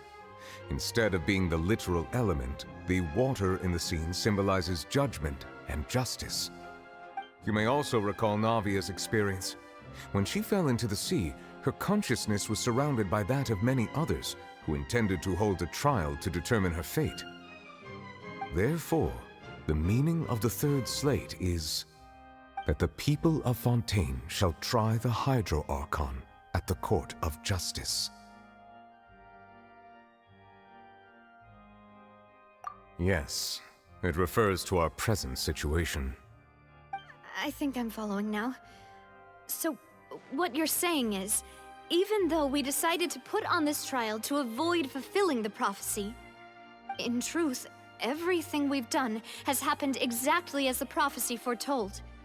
So now, it seems, we're the ones making sure it comes true. What should we do?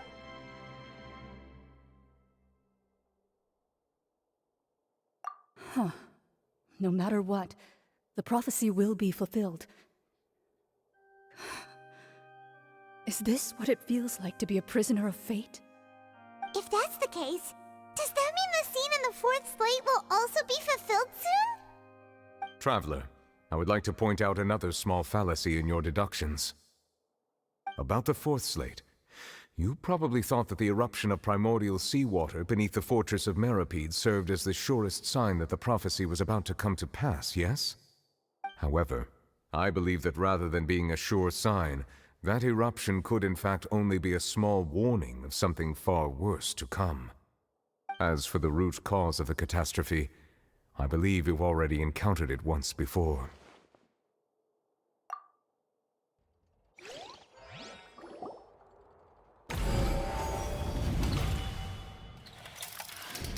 This eruption was just a small warning of the things to come.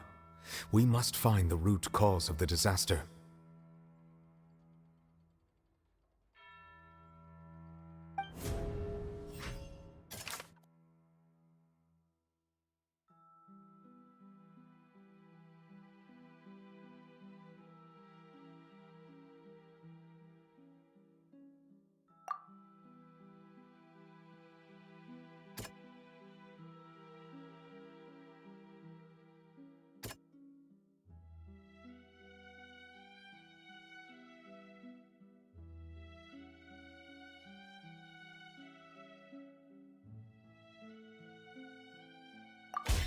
It was both dream and reality.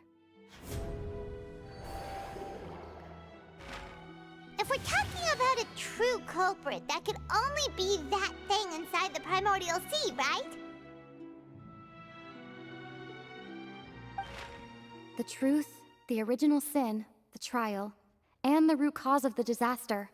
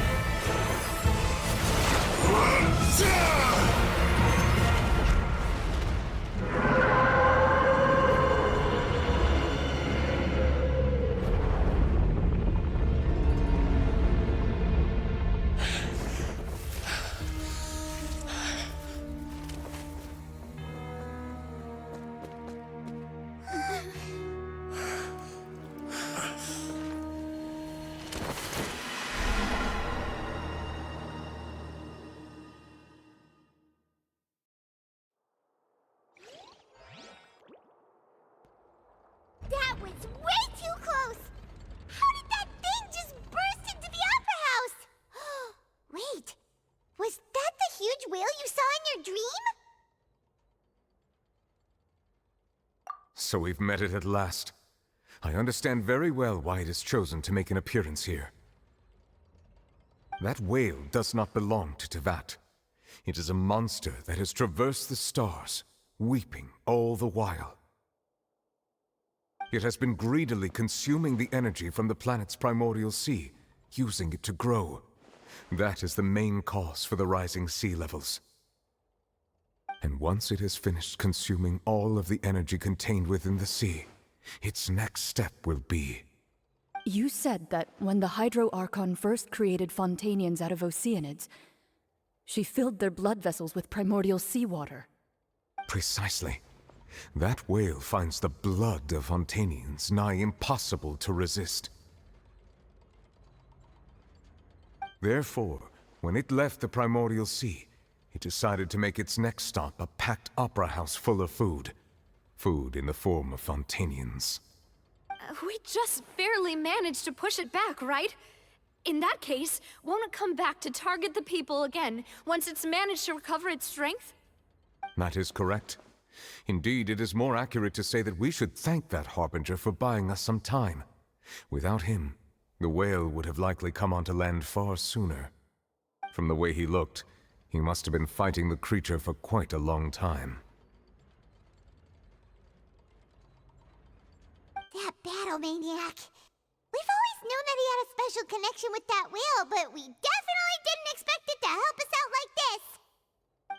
Anyway, now that we know that this whale is the actual cause of the disaster recorded in the prophecy, all we need to do to stop the prophecy would be to find a way to beat it up, right? It is too late.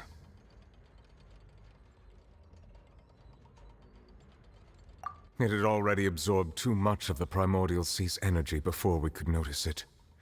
At this point, it has become practically integrated with the sea itself. Even if the entirety of Teyvat were to be destroyed, it could still survive and swim off towards some other world. That's not something I will accept.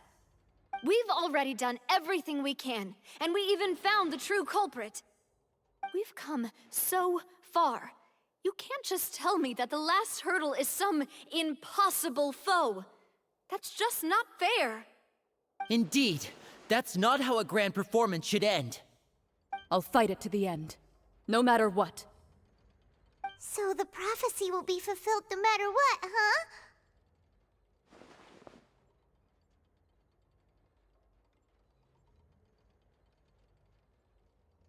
The prophecy.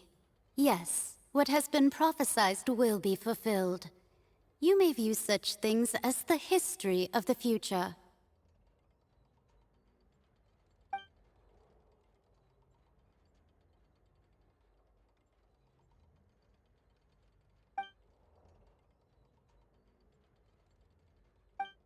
Just as prophecies are usually only the future as seen from the perspectives of the gods, could things be happening in hidden corners where the gods' gaze does not fall? Ultimately, fate shall serve as your only guide, no matter what will happen in Teyvat's future. All you need to do is to play your part.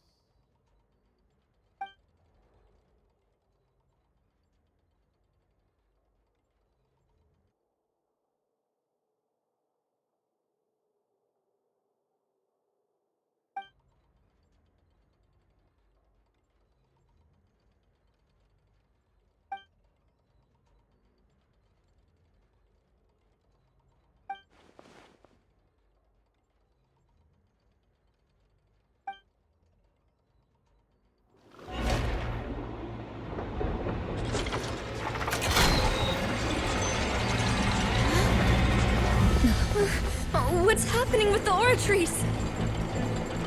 I believe it is preparing to carry out the death sentence.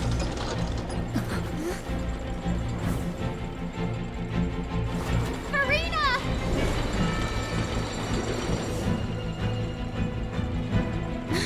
No, I still need answers.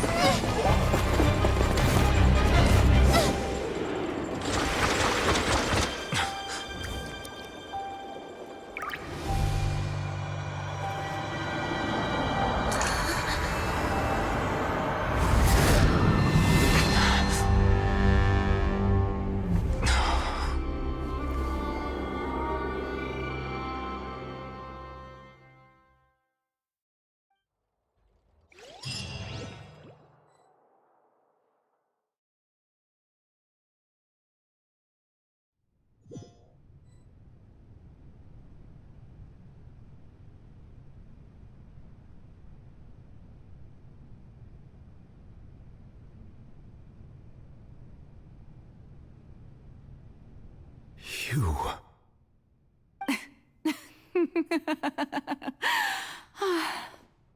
Sorry. That shocked expression on your face is just too amusing. I couldn't help myself. You are not Furina. Who are you? Ah, the sweet sound of bewilderment. Marvelous. A sure sign that my attempt to deceive everyone was a resounding success. But to answer your question, I am Focalor. You know, the god. Focalor. Why did you deceive us? Oh, that wasn't my goal, of course. Goodness, no. But I had to fool everyone else too, if I was to stand any chance of deceiving the heavenly principles. Deceiving the heavenly principles? It's all because of that pernicious prophecy. Dreadful, wasn't it? Everyone doomed to dissolve. Fontaine condemned to be flooded. One was not amused. In fact, one was positively bemused when that problem was thrust upon me by my dearest predecessor. That's the former Hydro Archon Egeria, for the uninitiated. It hardly gets more disastrous than a preordained national catastrophe, now does it? She knew full well that the prophecy would surely come to pass. And as one of the seven, she also knew full well that one defies the heavenly principles at one's peril. So yes, as you have no doubt surmised, it was a rather impossible situation that I found myself in. I spent a terribly long time mulling it over, alone on the ocean floor. And I was almost growing barnacles by the time I finally realized there was only one possible solution to this confounding conundrum. I had to outwit the heavenly principles, allow the prophecy to be fulfilled, ostensibly at least, while saving everyone at the same time. I'm a genius, I know. I can only assume that's why Egeria chose me as her successor. Although, looking back now, it was hardly the inheritance one dreams of. Between the task of saving the nation, the quotidian duties of the Hydro Archon, and not to mention the original sin of creating a new race of humans, I dare say she left me quite a colossal mess to clean up. But one can only play the hand one is dealt. I did not choose this, any more than I chose to be one of her Oceanid familiars. So you were also once one of the Oceanids, transformed into a human by Egeria's hand? Yes, I was. I always dreamed of becoming human. And I still do, even now. In my eyes, to be human is to be part of the greatest opera ever known. After becoming a god, I separated my divinity from my body and spirit, leaving behind only a self that was as naive and bewildered as my past self on her first day as a human being. The me you see before you now is that divinity. And the human counterpart I left behind, I named Furina. She could feel joy, sorrow, and everything in between. She could be as vain and conceited, or as meek and vulnerable as she wished. Her strengths were of a kind only a human could possess, as were her shortcomings. But in my eyes, Furina's humanity was what made her perfect. She was perfectly human in every way. The person I always wanted to be. Anyway, so then I cursed her. All part of the plan, of course. The plan to deceive the heavenly principles. Do you still remember the final scene of the prophecy? The Hydra Archon alone, weeping on her throne. In order that the prophecy might appear fulfilled, I invited Furina to be an actress. to play the part of the Hydro Archon in the prophecy. Under the curse I placed on her, so long as I, Focalor's divinity, continued to exist, she could not die. But nor was she free to live her life in the pursuit of happiness. Instead, she was forced to take the stage in the Opera House, to embrace the role of leading lady, to forever play the part of the god from the prophecy, all to create a deceitful appearance of that prophecy coming to pass. I suppose now you probably understand why your court is called the Opera Epiclese. But Furina is only human, isn't she? Even though she has had a long life, her mind is no stronger than that of any other ordinary human being. I cannot begin to fathom what she has had to endure. It must have been torture for her. It has indeed. And although she is, in a sense, me in human form, I most definitely owe her an apology for it. It's been 500 years. And all along, she's been playing her part in the most unimaginably long, unbearably lonely, and agonizingly painful opera of all time.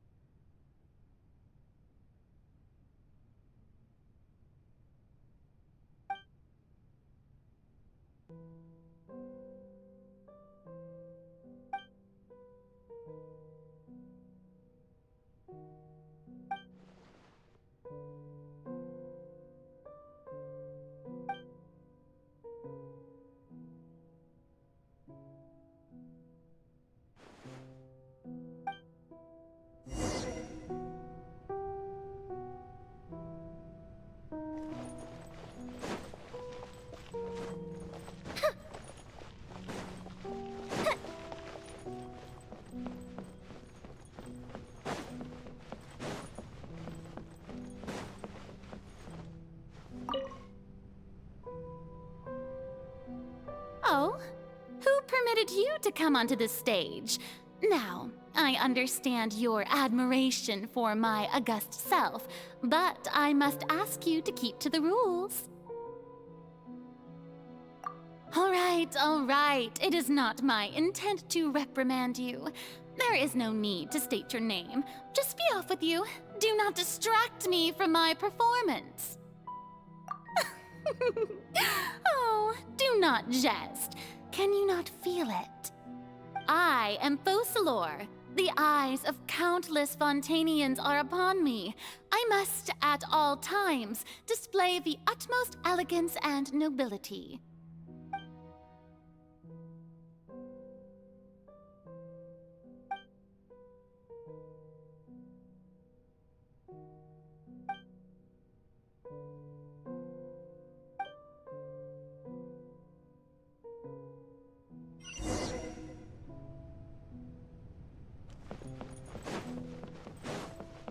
Dear audience, the performance is experiencing a technical difficulty, but worry not. The guards shall resolve it soon enough. Emerge, right here. Tightrope!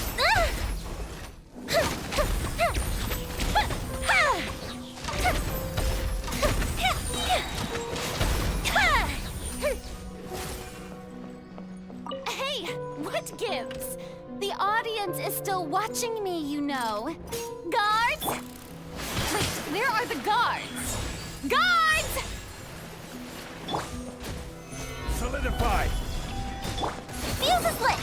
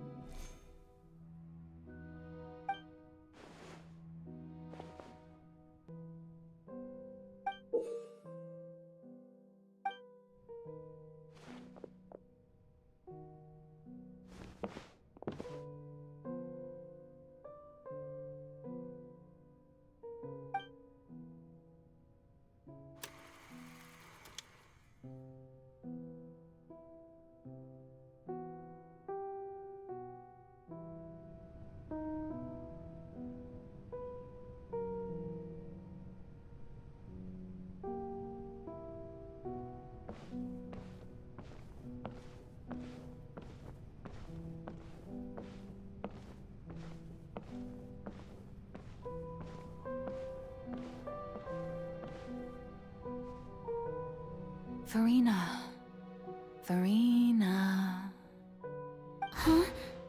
Who's that? Who's calling me? Where are you? Be not nervous.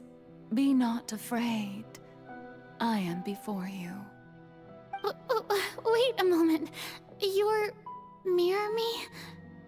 How can this be?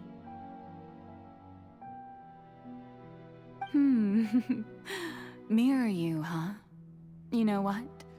That's not bad. Let's go with that. Mirror me? What do you wish to say? The prophecy. Have you heard of it? What prophecy? Wait. I know. I think... I don't know why, but it's in my head somehow. The people will all be dissolved into the waters, and only the Hydro Archon will remain, weeping on her throne. Only then will the sins of the people of Fontaine be washed away. Oh, very good. You know it well. What's going on? I can't seem to remember anything clearly. The only thing I know for sure is this prophecy. Will it really come to pass? Yes, it will. And that is why I've come to you. Disaster will come to Fontaine sooner or later. Things will develop just as the prophecy declared.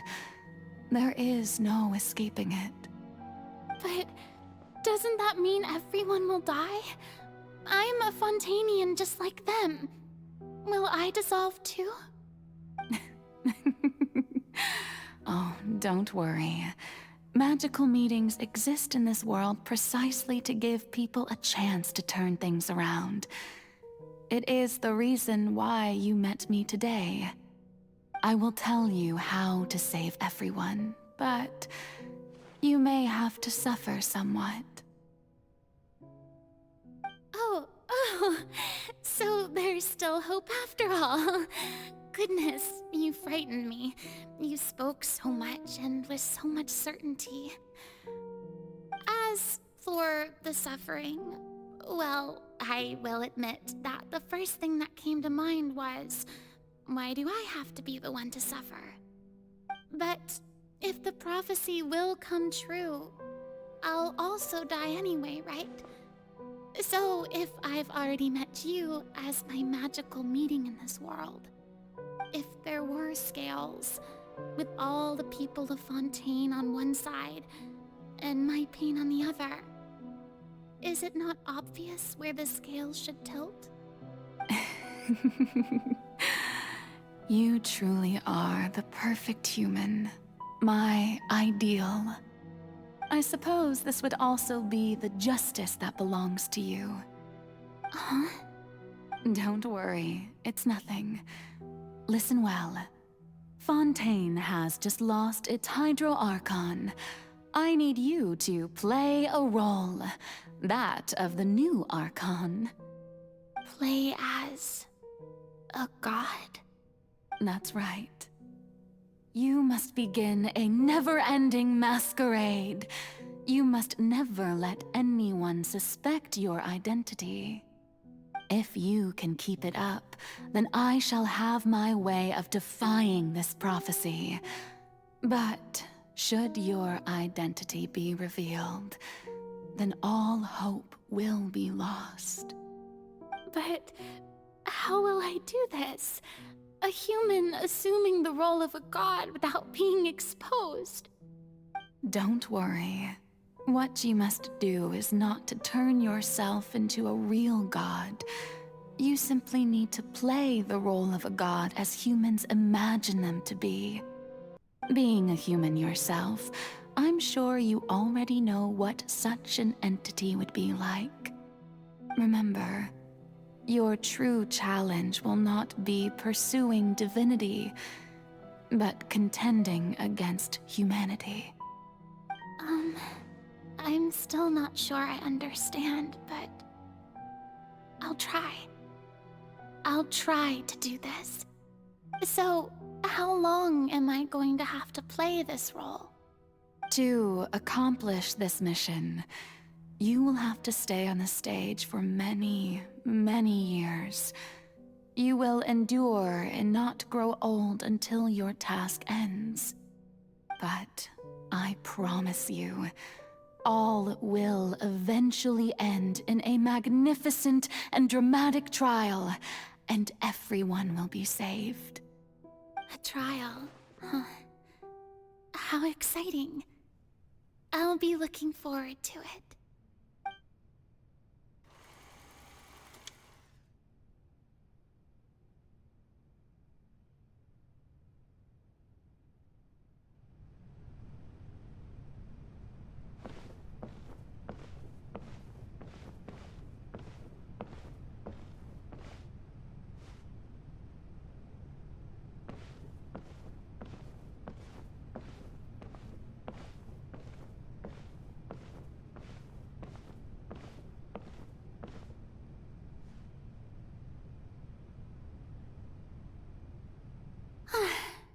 The Maison Cardinalise has announced my accession, but this is my first time facing the people. What should I say to most appear like a god? To be honest, I still don't know. Perhaps I should first try to act natural. Ladies and gentlemen, good evening, and welcome to the Opera Epiclese. I'm sure you've all heard about how I have taken on the role of Hydro Archon. Indeed, I am Furina de Fontaine, your new Archon.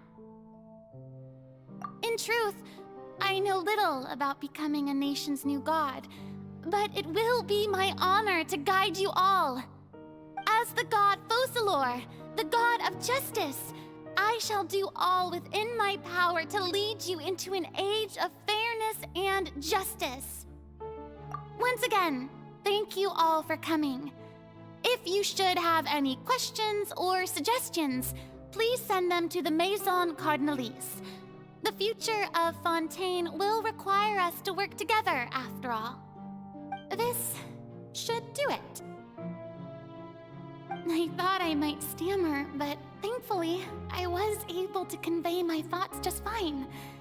Okay, and next. That's the new Hydro Archon. Is this some kind of joke by the Maison? I would have thought that a being that surpasses humanity would be a bit more assertive. Hey, did you hear that? She even told us to send her suggestions there at the end. Shouldn't gods be all-powerful? She's being so modest. What's the difference between her and an ordinary person, then?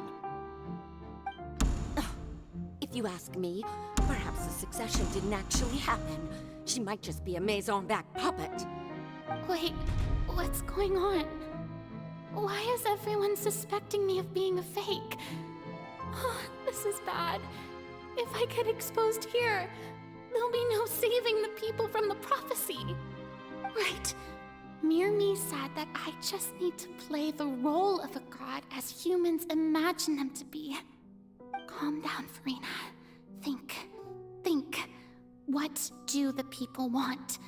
How would they imagine a god to speak and act? Assertive, with a strong sense of presence. One who can dispel all doubt. That is the character I'm fated to play.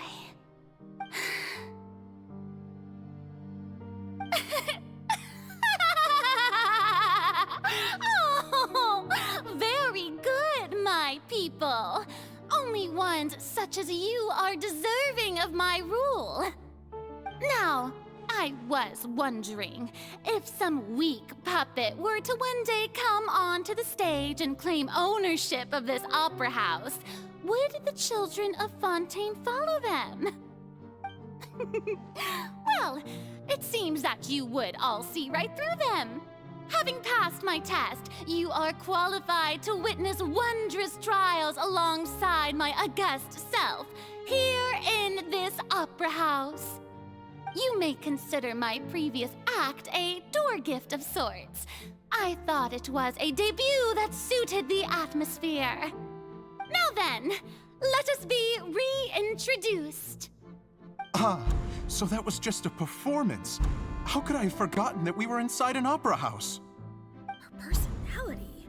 It's quite shocking, to be honest, but I suppose it's a better look than before.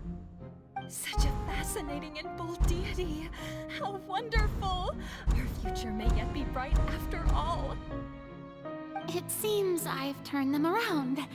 Best follow this flow and restart my accession speech. My dear people, whether you acknowledge me or not, whether you trust me or nay, I say to you, keep faith in your ardor for justice. We have heard it said that this nation's sins can no longer be washed away. Well, I say that justice is most fragrant when it blooms amid sin. The scales of justice should not weigh heavy in the hands of its God. On one side, it must carry fairness and justice. And on the other, praise and applause. May law be the prayer on our lips. May judgment be our worship. Let us light the fires and drink to the future of Fontaine! There is no trouble in this world that justice cannot solve.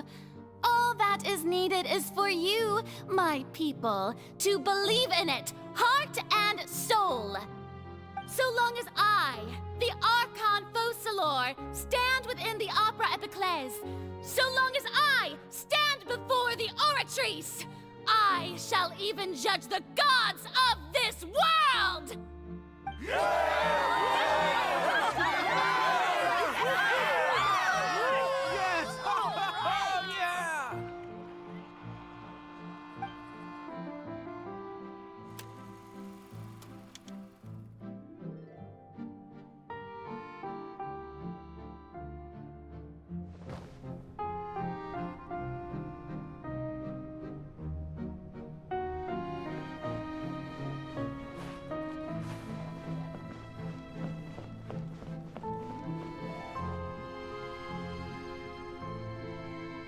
Lady Furina, here are today's case reports, as well as a summary of the follow-up for your perusal. Come now, was I not just at the Opera House in person? Leave these kinds of things to Neuvillette. Besides, none of these trials were the one that I'm looking forward to the most. If I may be so impertinent, what kind of trial are you truly looking forward to? A magnificent, dramatic, and wondrous trial. A trial to end all things. How could you hope to understand? That's true. I fear I lack the ability to grasp your divine thought, Lady Archon. No need for fright, and do not take what I said before too seriously. Go now, do your duties. The trial I await. It will come one day.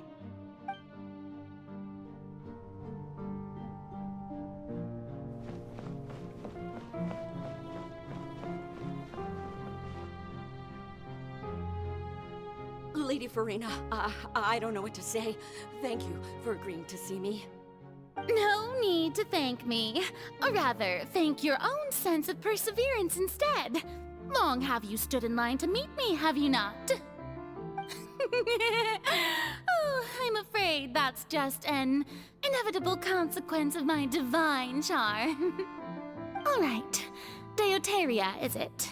How is your son's illness? You remembered me, and you knew of my family, too. He is doing much better now. In fact, he is far more of an ardent believer than I. He was the one who forced me to seek an audience with you, and to bring your words back to him. Oh, good. Very good. If this should happen again in the future, please do not hesitate to come and tell me. Going down to citizens' homes every so often, while not usual practice, should serve as a fine change of pace. Ah, you're such a gentle and wise god. Thank you once again, on behalf of my son.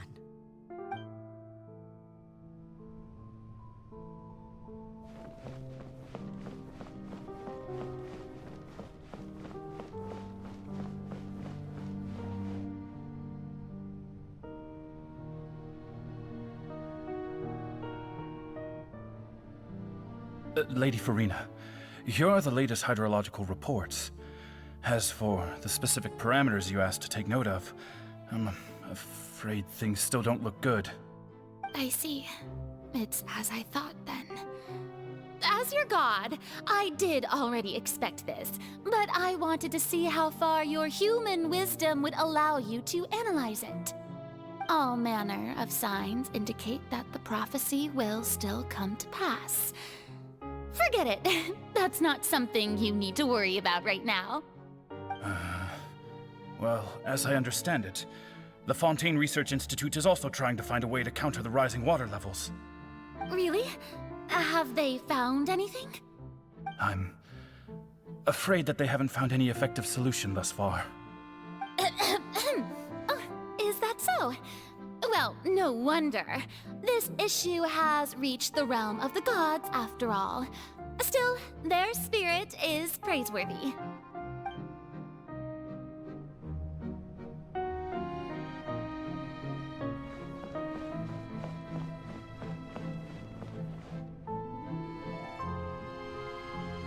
The day is finally over.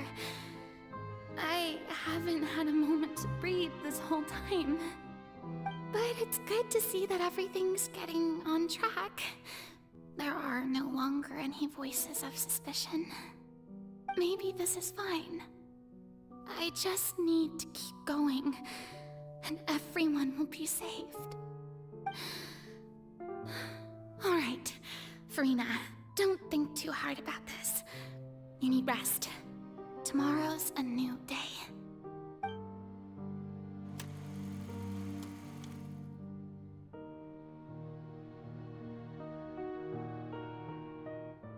Lady Furina, here are the new trial reports for the latest cases, as well as a summary of the follow-up. There'll be no need for that. I've seen them already. There's no need to go back over scenes I've witnessed in person before. Lady Furina, I've waited so long for this chance to see you in this manner. Indeed, my dear, loyal citizen. This joyous moment is an honor for us both.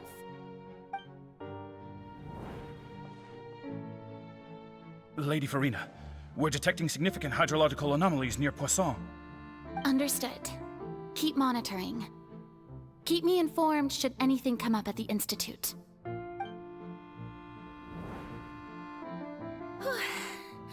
I don't think I let anything slip today. I must show the people that there is nothing to worry about. I just don't know when these days will end. I feel utterly exhausted. Best to rest early today, too.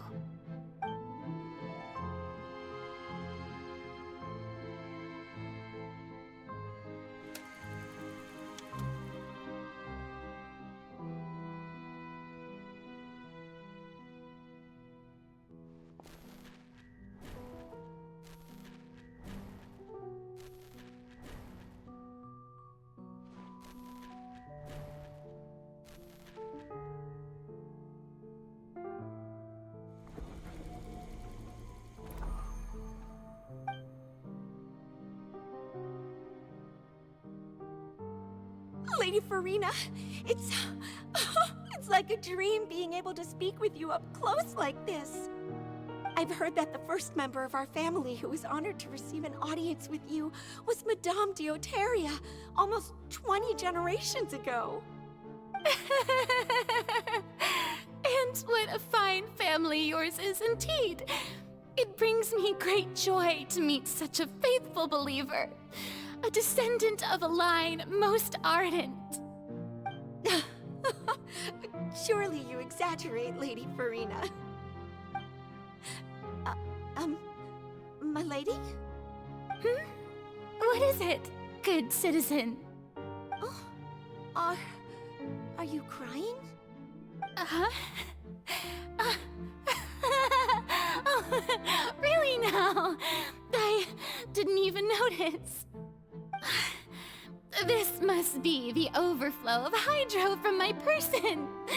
Well, can't quite help being the god whose dominion is the waters, can I?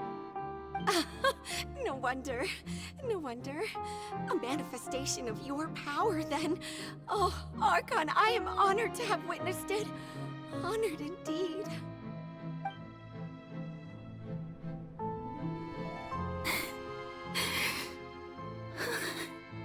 So interminable.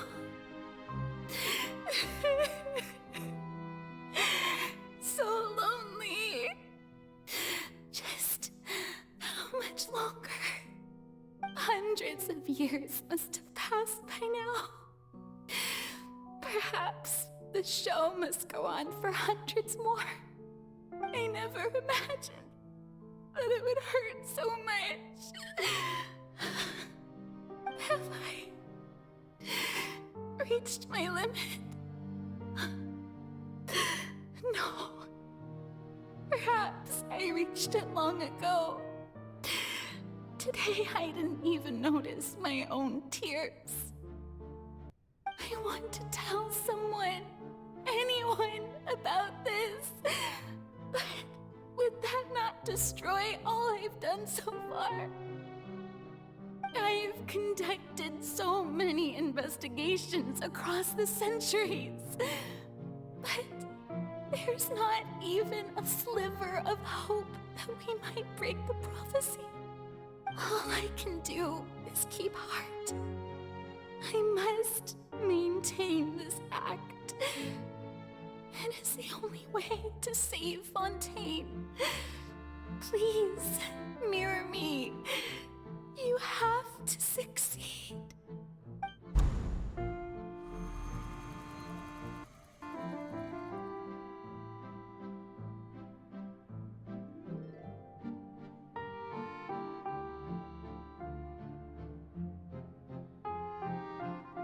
Furina, you don't have to shoulder this burden alone.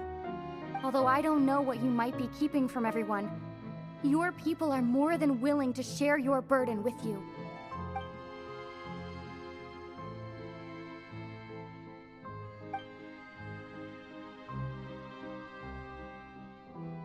Share my burden.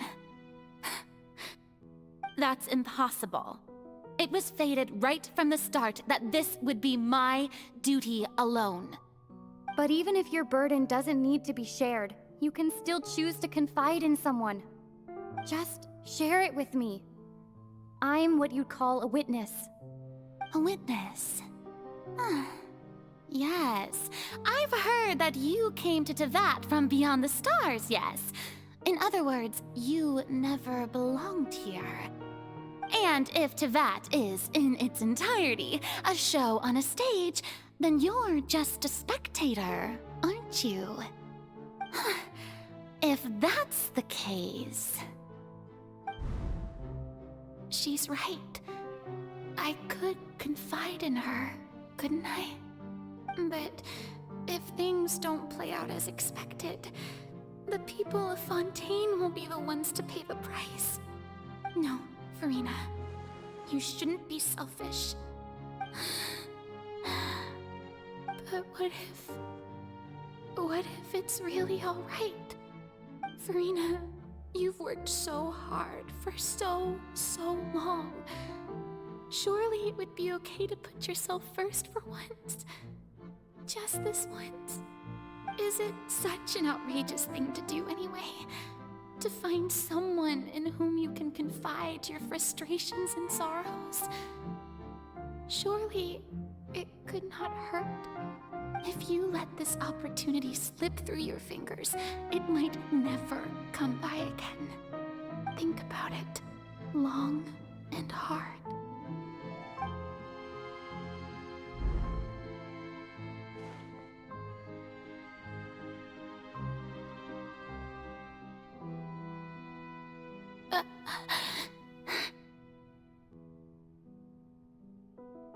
No, I have nothing to say. I am Furina, the Archon of Fontaine.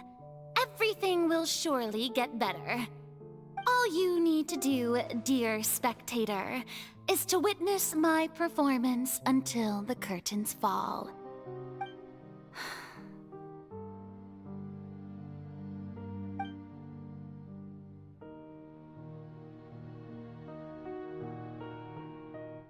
Fine.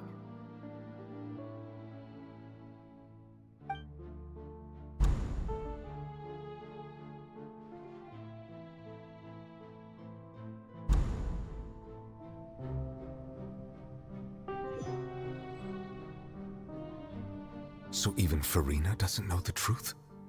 You've never once let her in on the full plan? Yes, it had to be done. To deceive the heavenly principles, you must first deceive yourself. She did very well. If she had let her resolve falter even once in these 5 centuries, Fontaine would have been doomed to the most tragic fate. It seems that trusting humanity was the right decision after all. I believe that I understand how your deception works, but that is only half the truth, is it not? How would you build on this foundation to save the people of Fontaine? That is the most important thing. Ah, good. Of course, the Iudex of Fontaine has pinpointed the crux of the issue. I'm sure you've long sensed that the Oratrice is no simple machine, yes?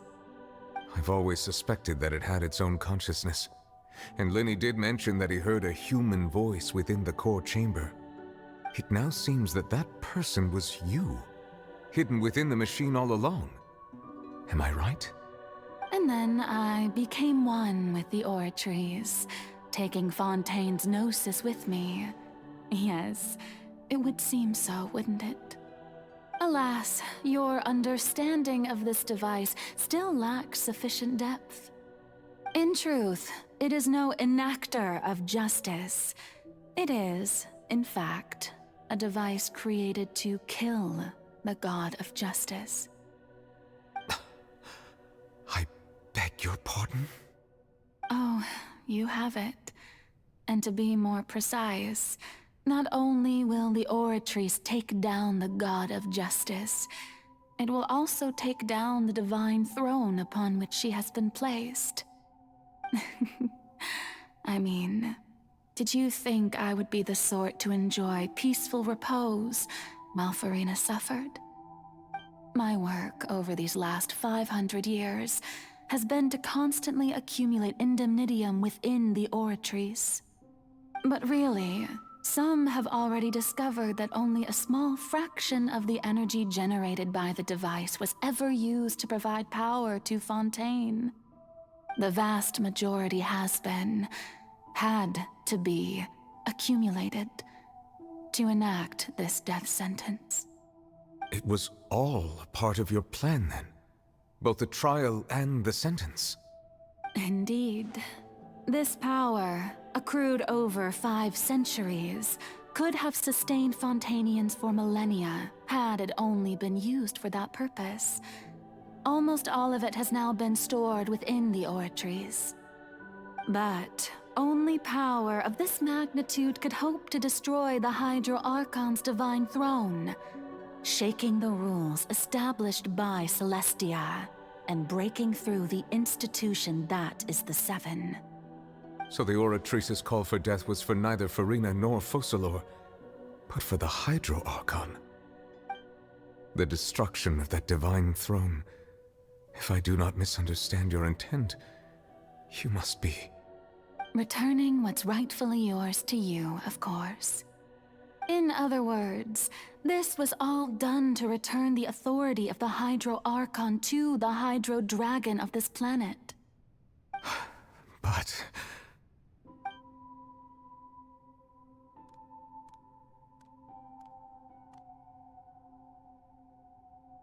Oh, what? Getting sad again, are we? The authority of the ancient dragons shall soon be yours once more, O Hydro Dragon Sovereign. And this is the face you make. All you've done throughout the years is just so you can sacrifice yourself at the very end. I've never quite seen it that way, you know. Even now, I'm quite pleased at how well my deception worked.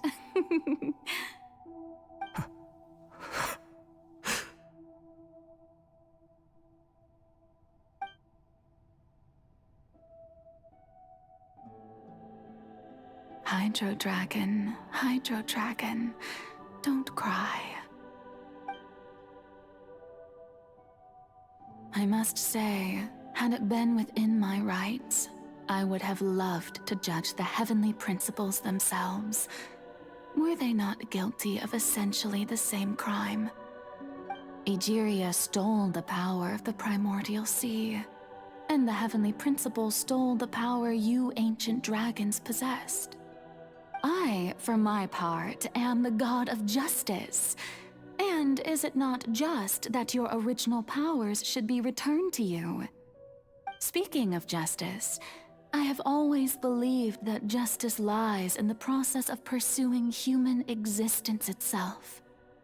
So, if the theft of the primordial sea's might was Fontaine's original sin, then, leaving matters of procedural right and wrong aside, the descent of the Fontanians as humans and their right to exist in this world would be Fontaine's original justice.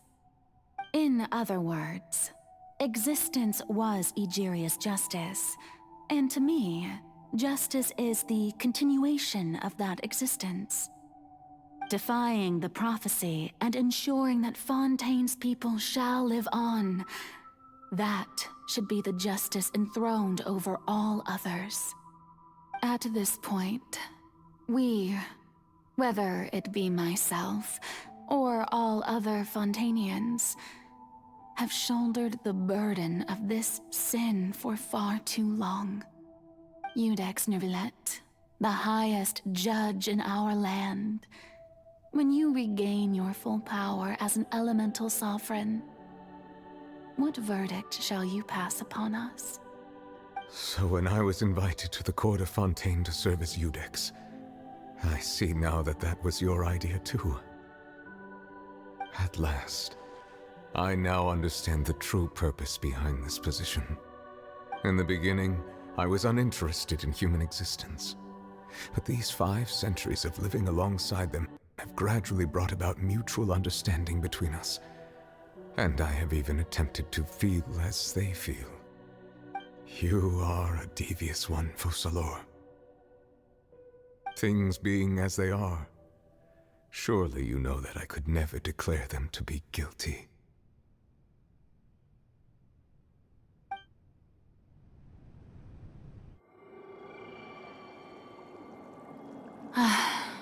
The hour of my execution is almost here. For the sinner, the curtain call has come. I know I may not sound it, but faced with death, I find myself a little afraid. Perhaps this is one thing both gods and humans have in common.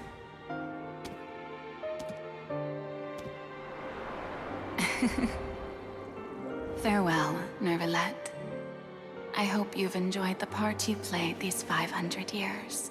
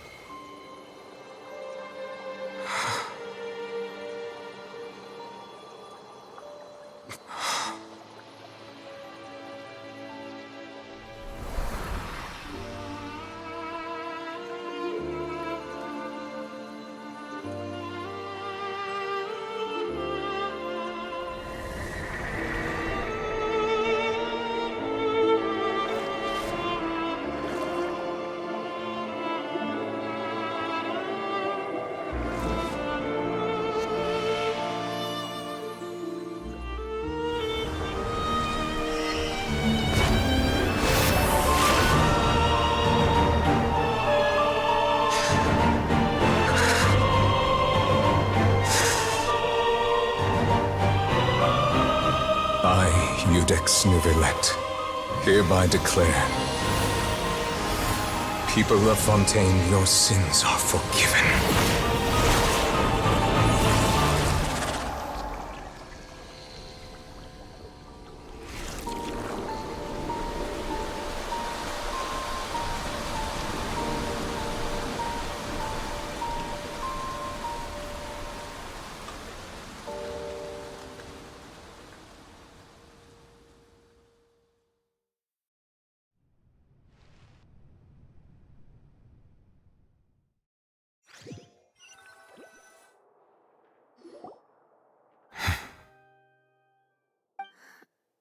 What just happened? Has the death sentence been carried out? Was that bright light some sort of misdirection? I have a feeling that something huge just happened. But since we're all still alive and haven't been dissolved, I assume whatever happened was good for us. It's time to end this. We must mete out punishment to that beast. Didn't you say just a moment ago that it can't be defeated? I have gained the strength sufficient to deal with it. Through certain means, I now have the ability to separate the power of the Primordial Sea from that creature. We should seize the opportunity to pursue our quarry. Traveler, now that the oratories can no longer function, I require an executor to help me mete out justice. The root of the calamities befalling Fontaine, the beast that enacts the prophecy. Its name is the all-devouring Narwhal. Come with me, traveler. The hour of execution has come.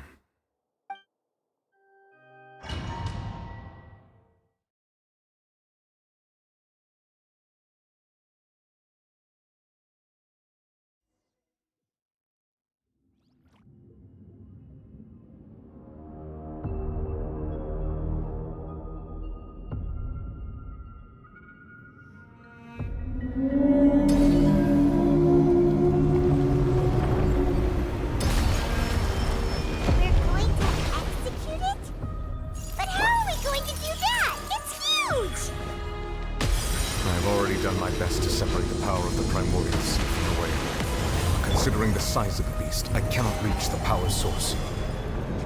Unless we can find a way to attack it from within. We shall share a part of the ancient dragon's power with it. We shall look for an opening together.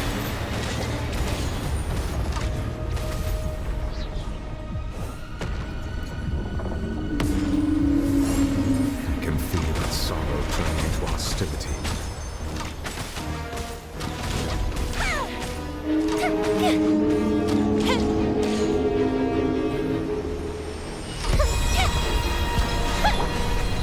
Nothing lasts forever. This is order.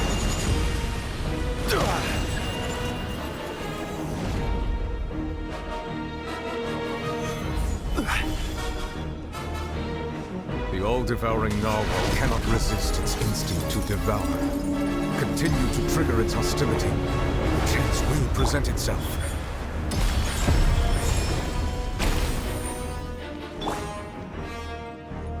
Fuse is lit!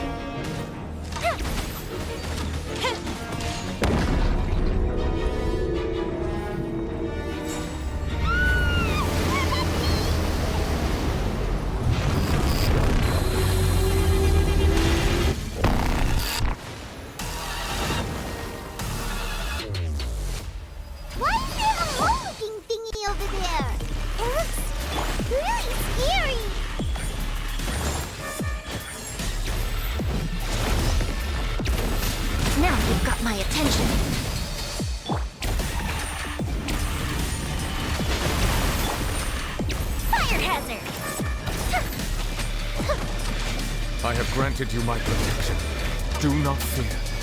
Seize the moment and use my power to suppress its root from within.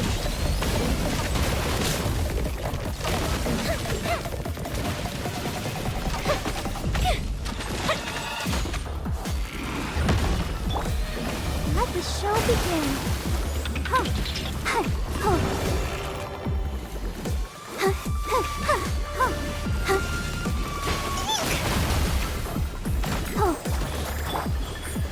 charge.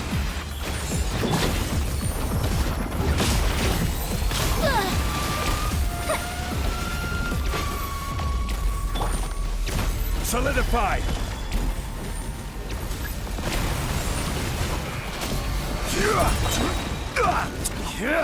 I will have order!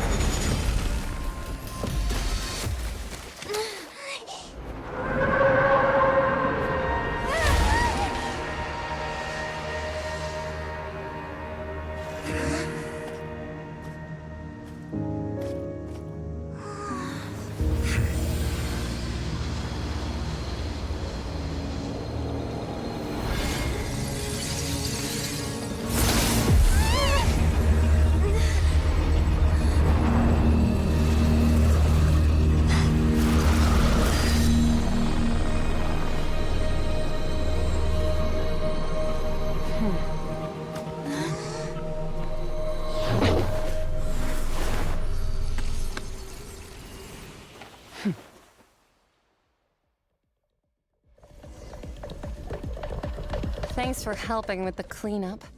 It should have been my job, but... oh well. It was just supposed to be a short private training session for me. I didn't think that my disciple and my master's pet would start brawling in the meantime. Well, actually, I had a feeling that it would happen at some point, but they bumped into one another earlier than I thought. What a blunder. I suppose I'll have to swing my sword 3 million times as penance. That power. Who are you exactly? Paimon has an idea. From what she said earlier, she must be Child's master. Skirk, right? It's just that he gave us the impression that she was the less talkative person. I simply did not have anything to say to the weak. But you, on the other hand, managed to defeat the all-devouring narwhal without using power from beyond this world. So you may speak to me as equals.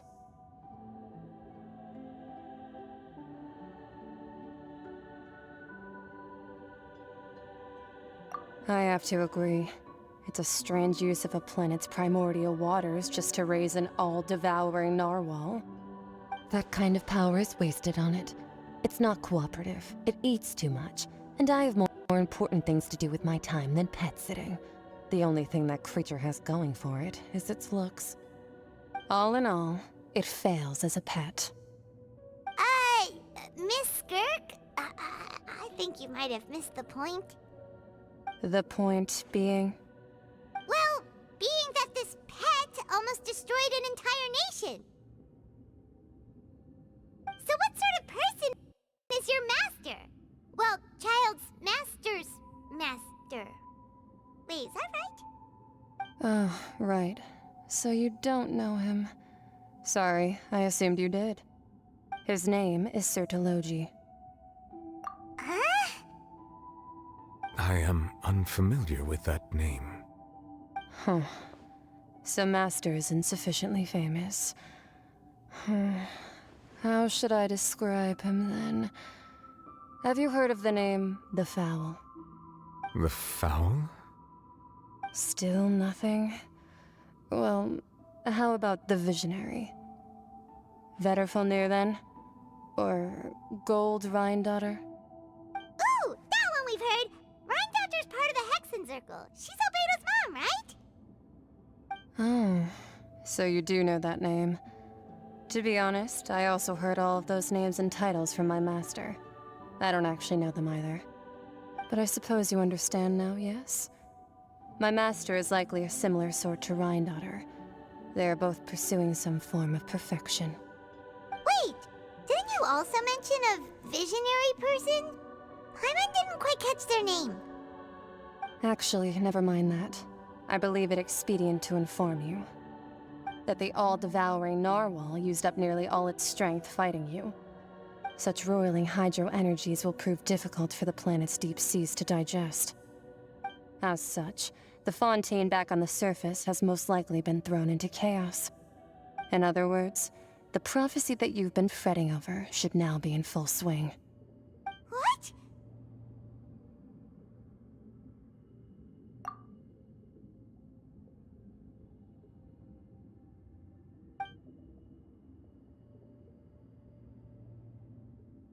Not to worry. Focalor has already managed to deceive the heavenly principles.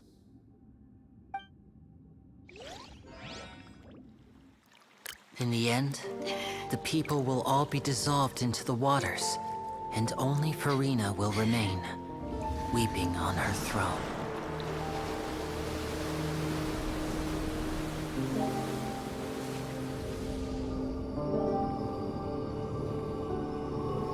Only then will the sins of the people of Fontaine be washed away.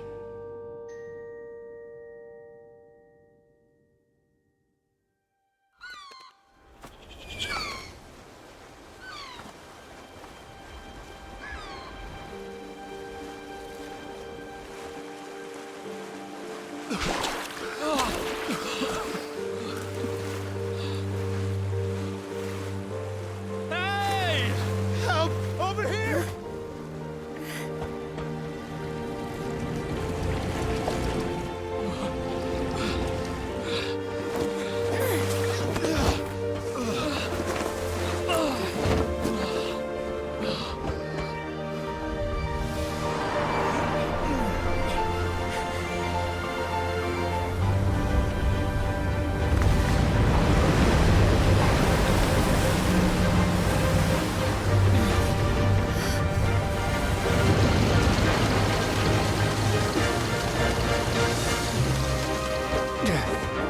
All hands, initiate emergency rescue!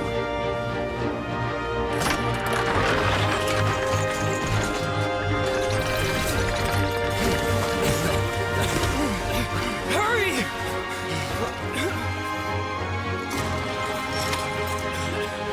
Hey, lend a hand!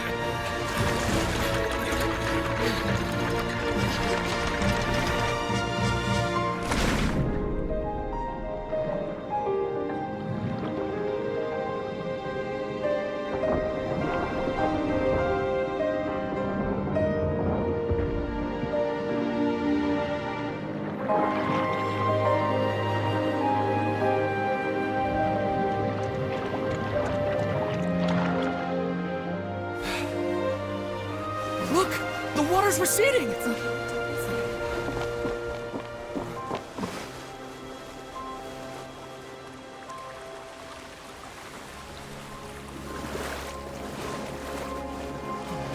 It's a miracle! Water's receding. We didn't dissolve. The prophecy was wrong. The prophecy was wrong.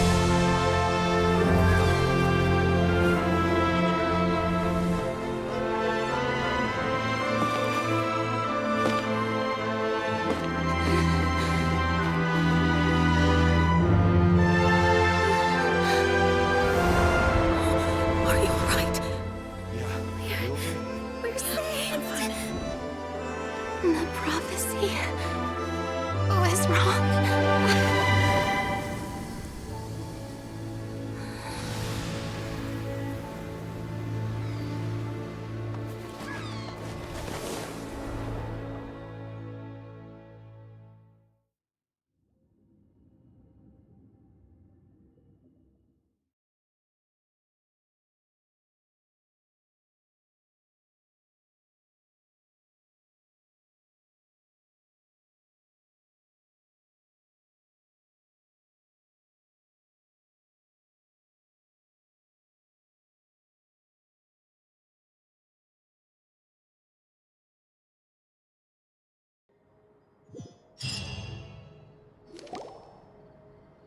The soil renewed. The Spina di Rosula talks post-disaster rebuilding. I recently visited Poisson to meet with Miss Navia, spokesperson of the Spina di Rosula, and we spoke about Poisson's present and future. Old soil can still give birth to new bloom, Miss Navia stated. Hope is like seeing a small cookie when you're starving late at night. You just need a little of it. Skyship Winglet, lunar brain of the Fontaine Research Institute.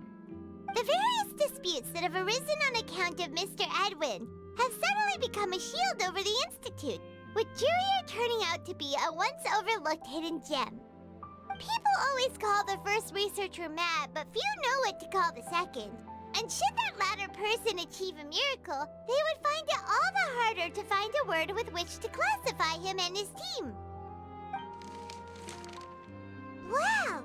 Paimon barely recognizes the people in the reports. Are those really Jurier and Navia? They sound like real big shots.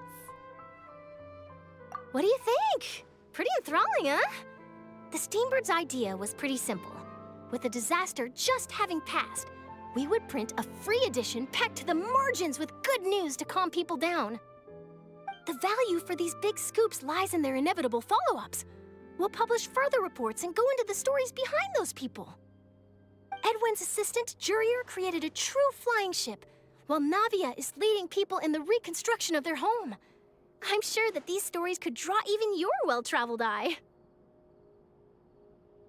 Paimon's curious too! Wait a minute. Didn't we watch everything happen from start to finish? What's there to be curious about? And that's exactly why I'd like you to come conduct interviews with me. You're the best incubators of news, if you haven't noticed. And also, with you around, I'm sure I'll get to see that Duke. Are you sure? Hasn't he turned you down several times already? Oh, this time will be different. Come on, let's head to Poisson first, and then make a trip to the fortress. There are some things you'll only know when you get there.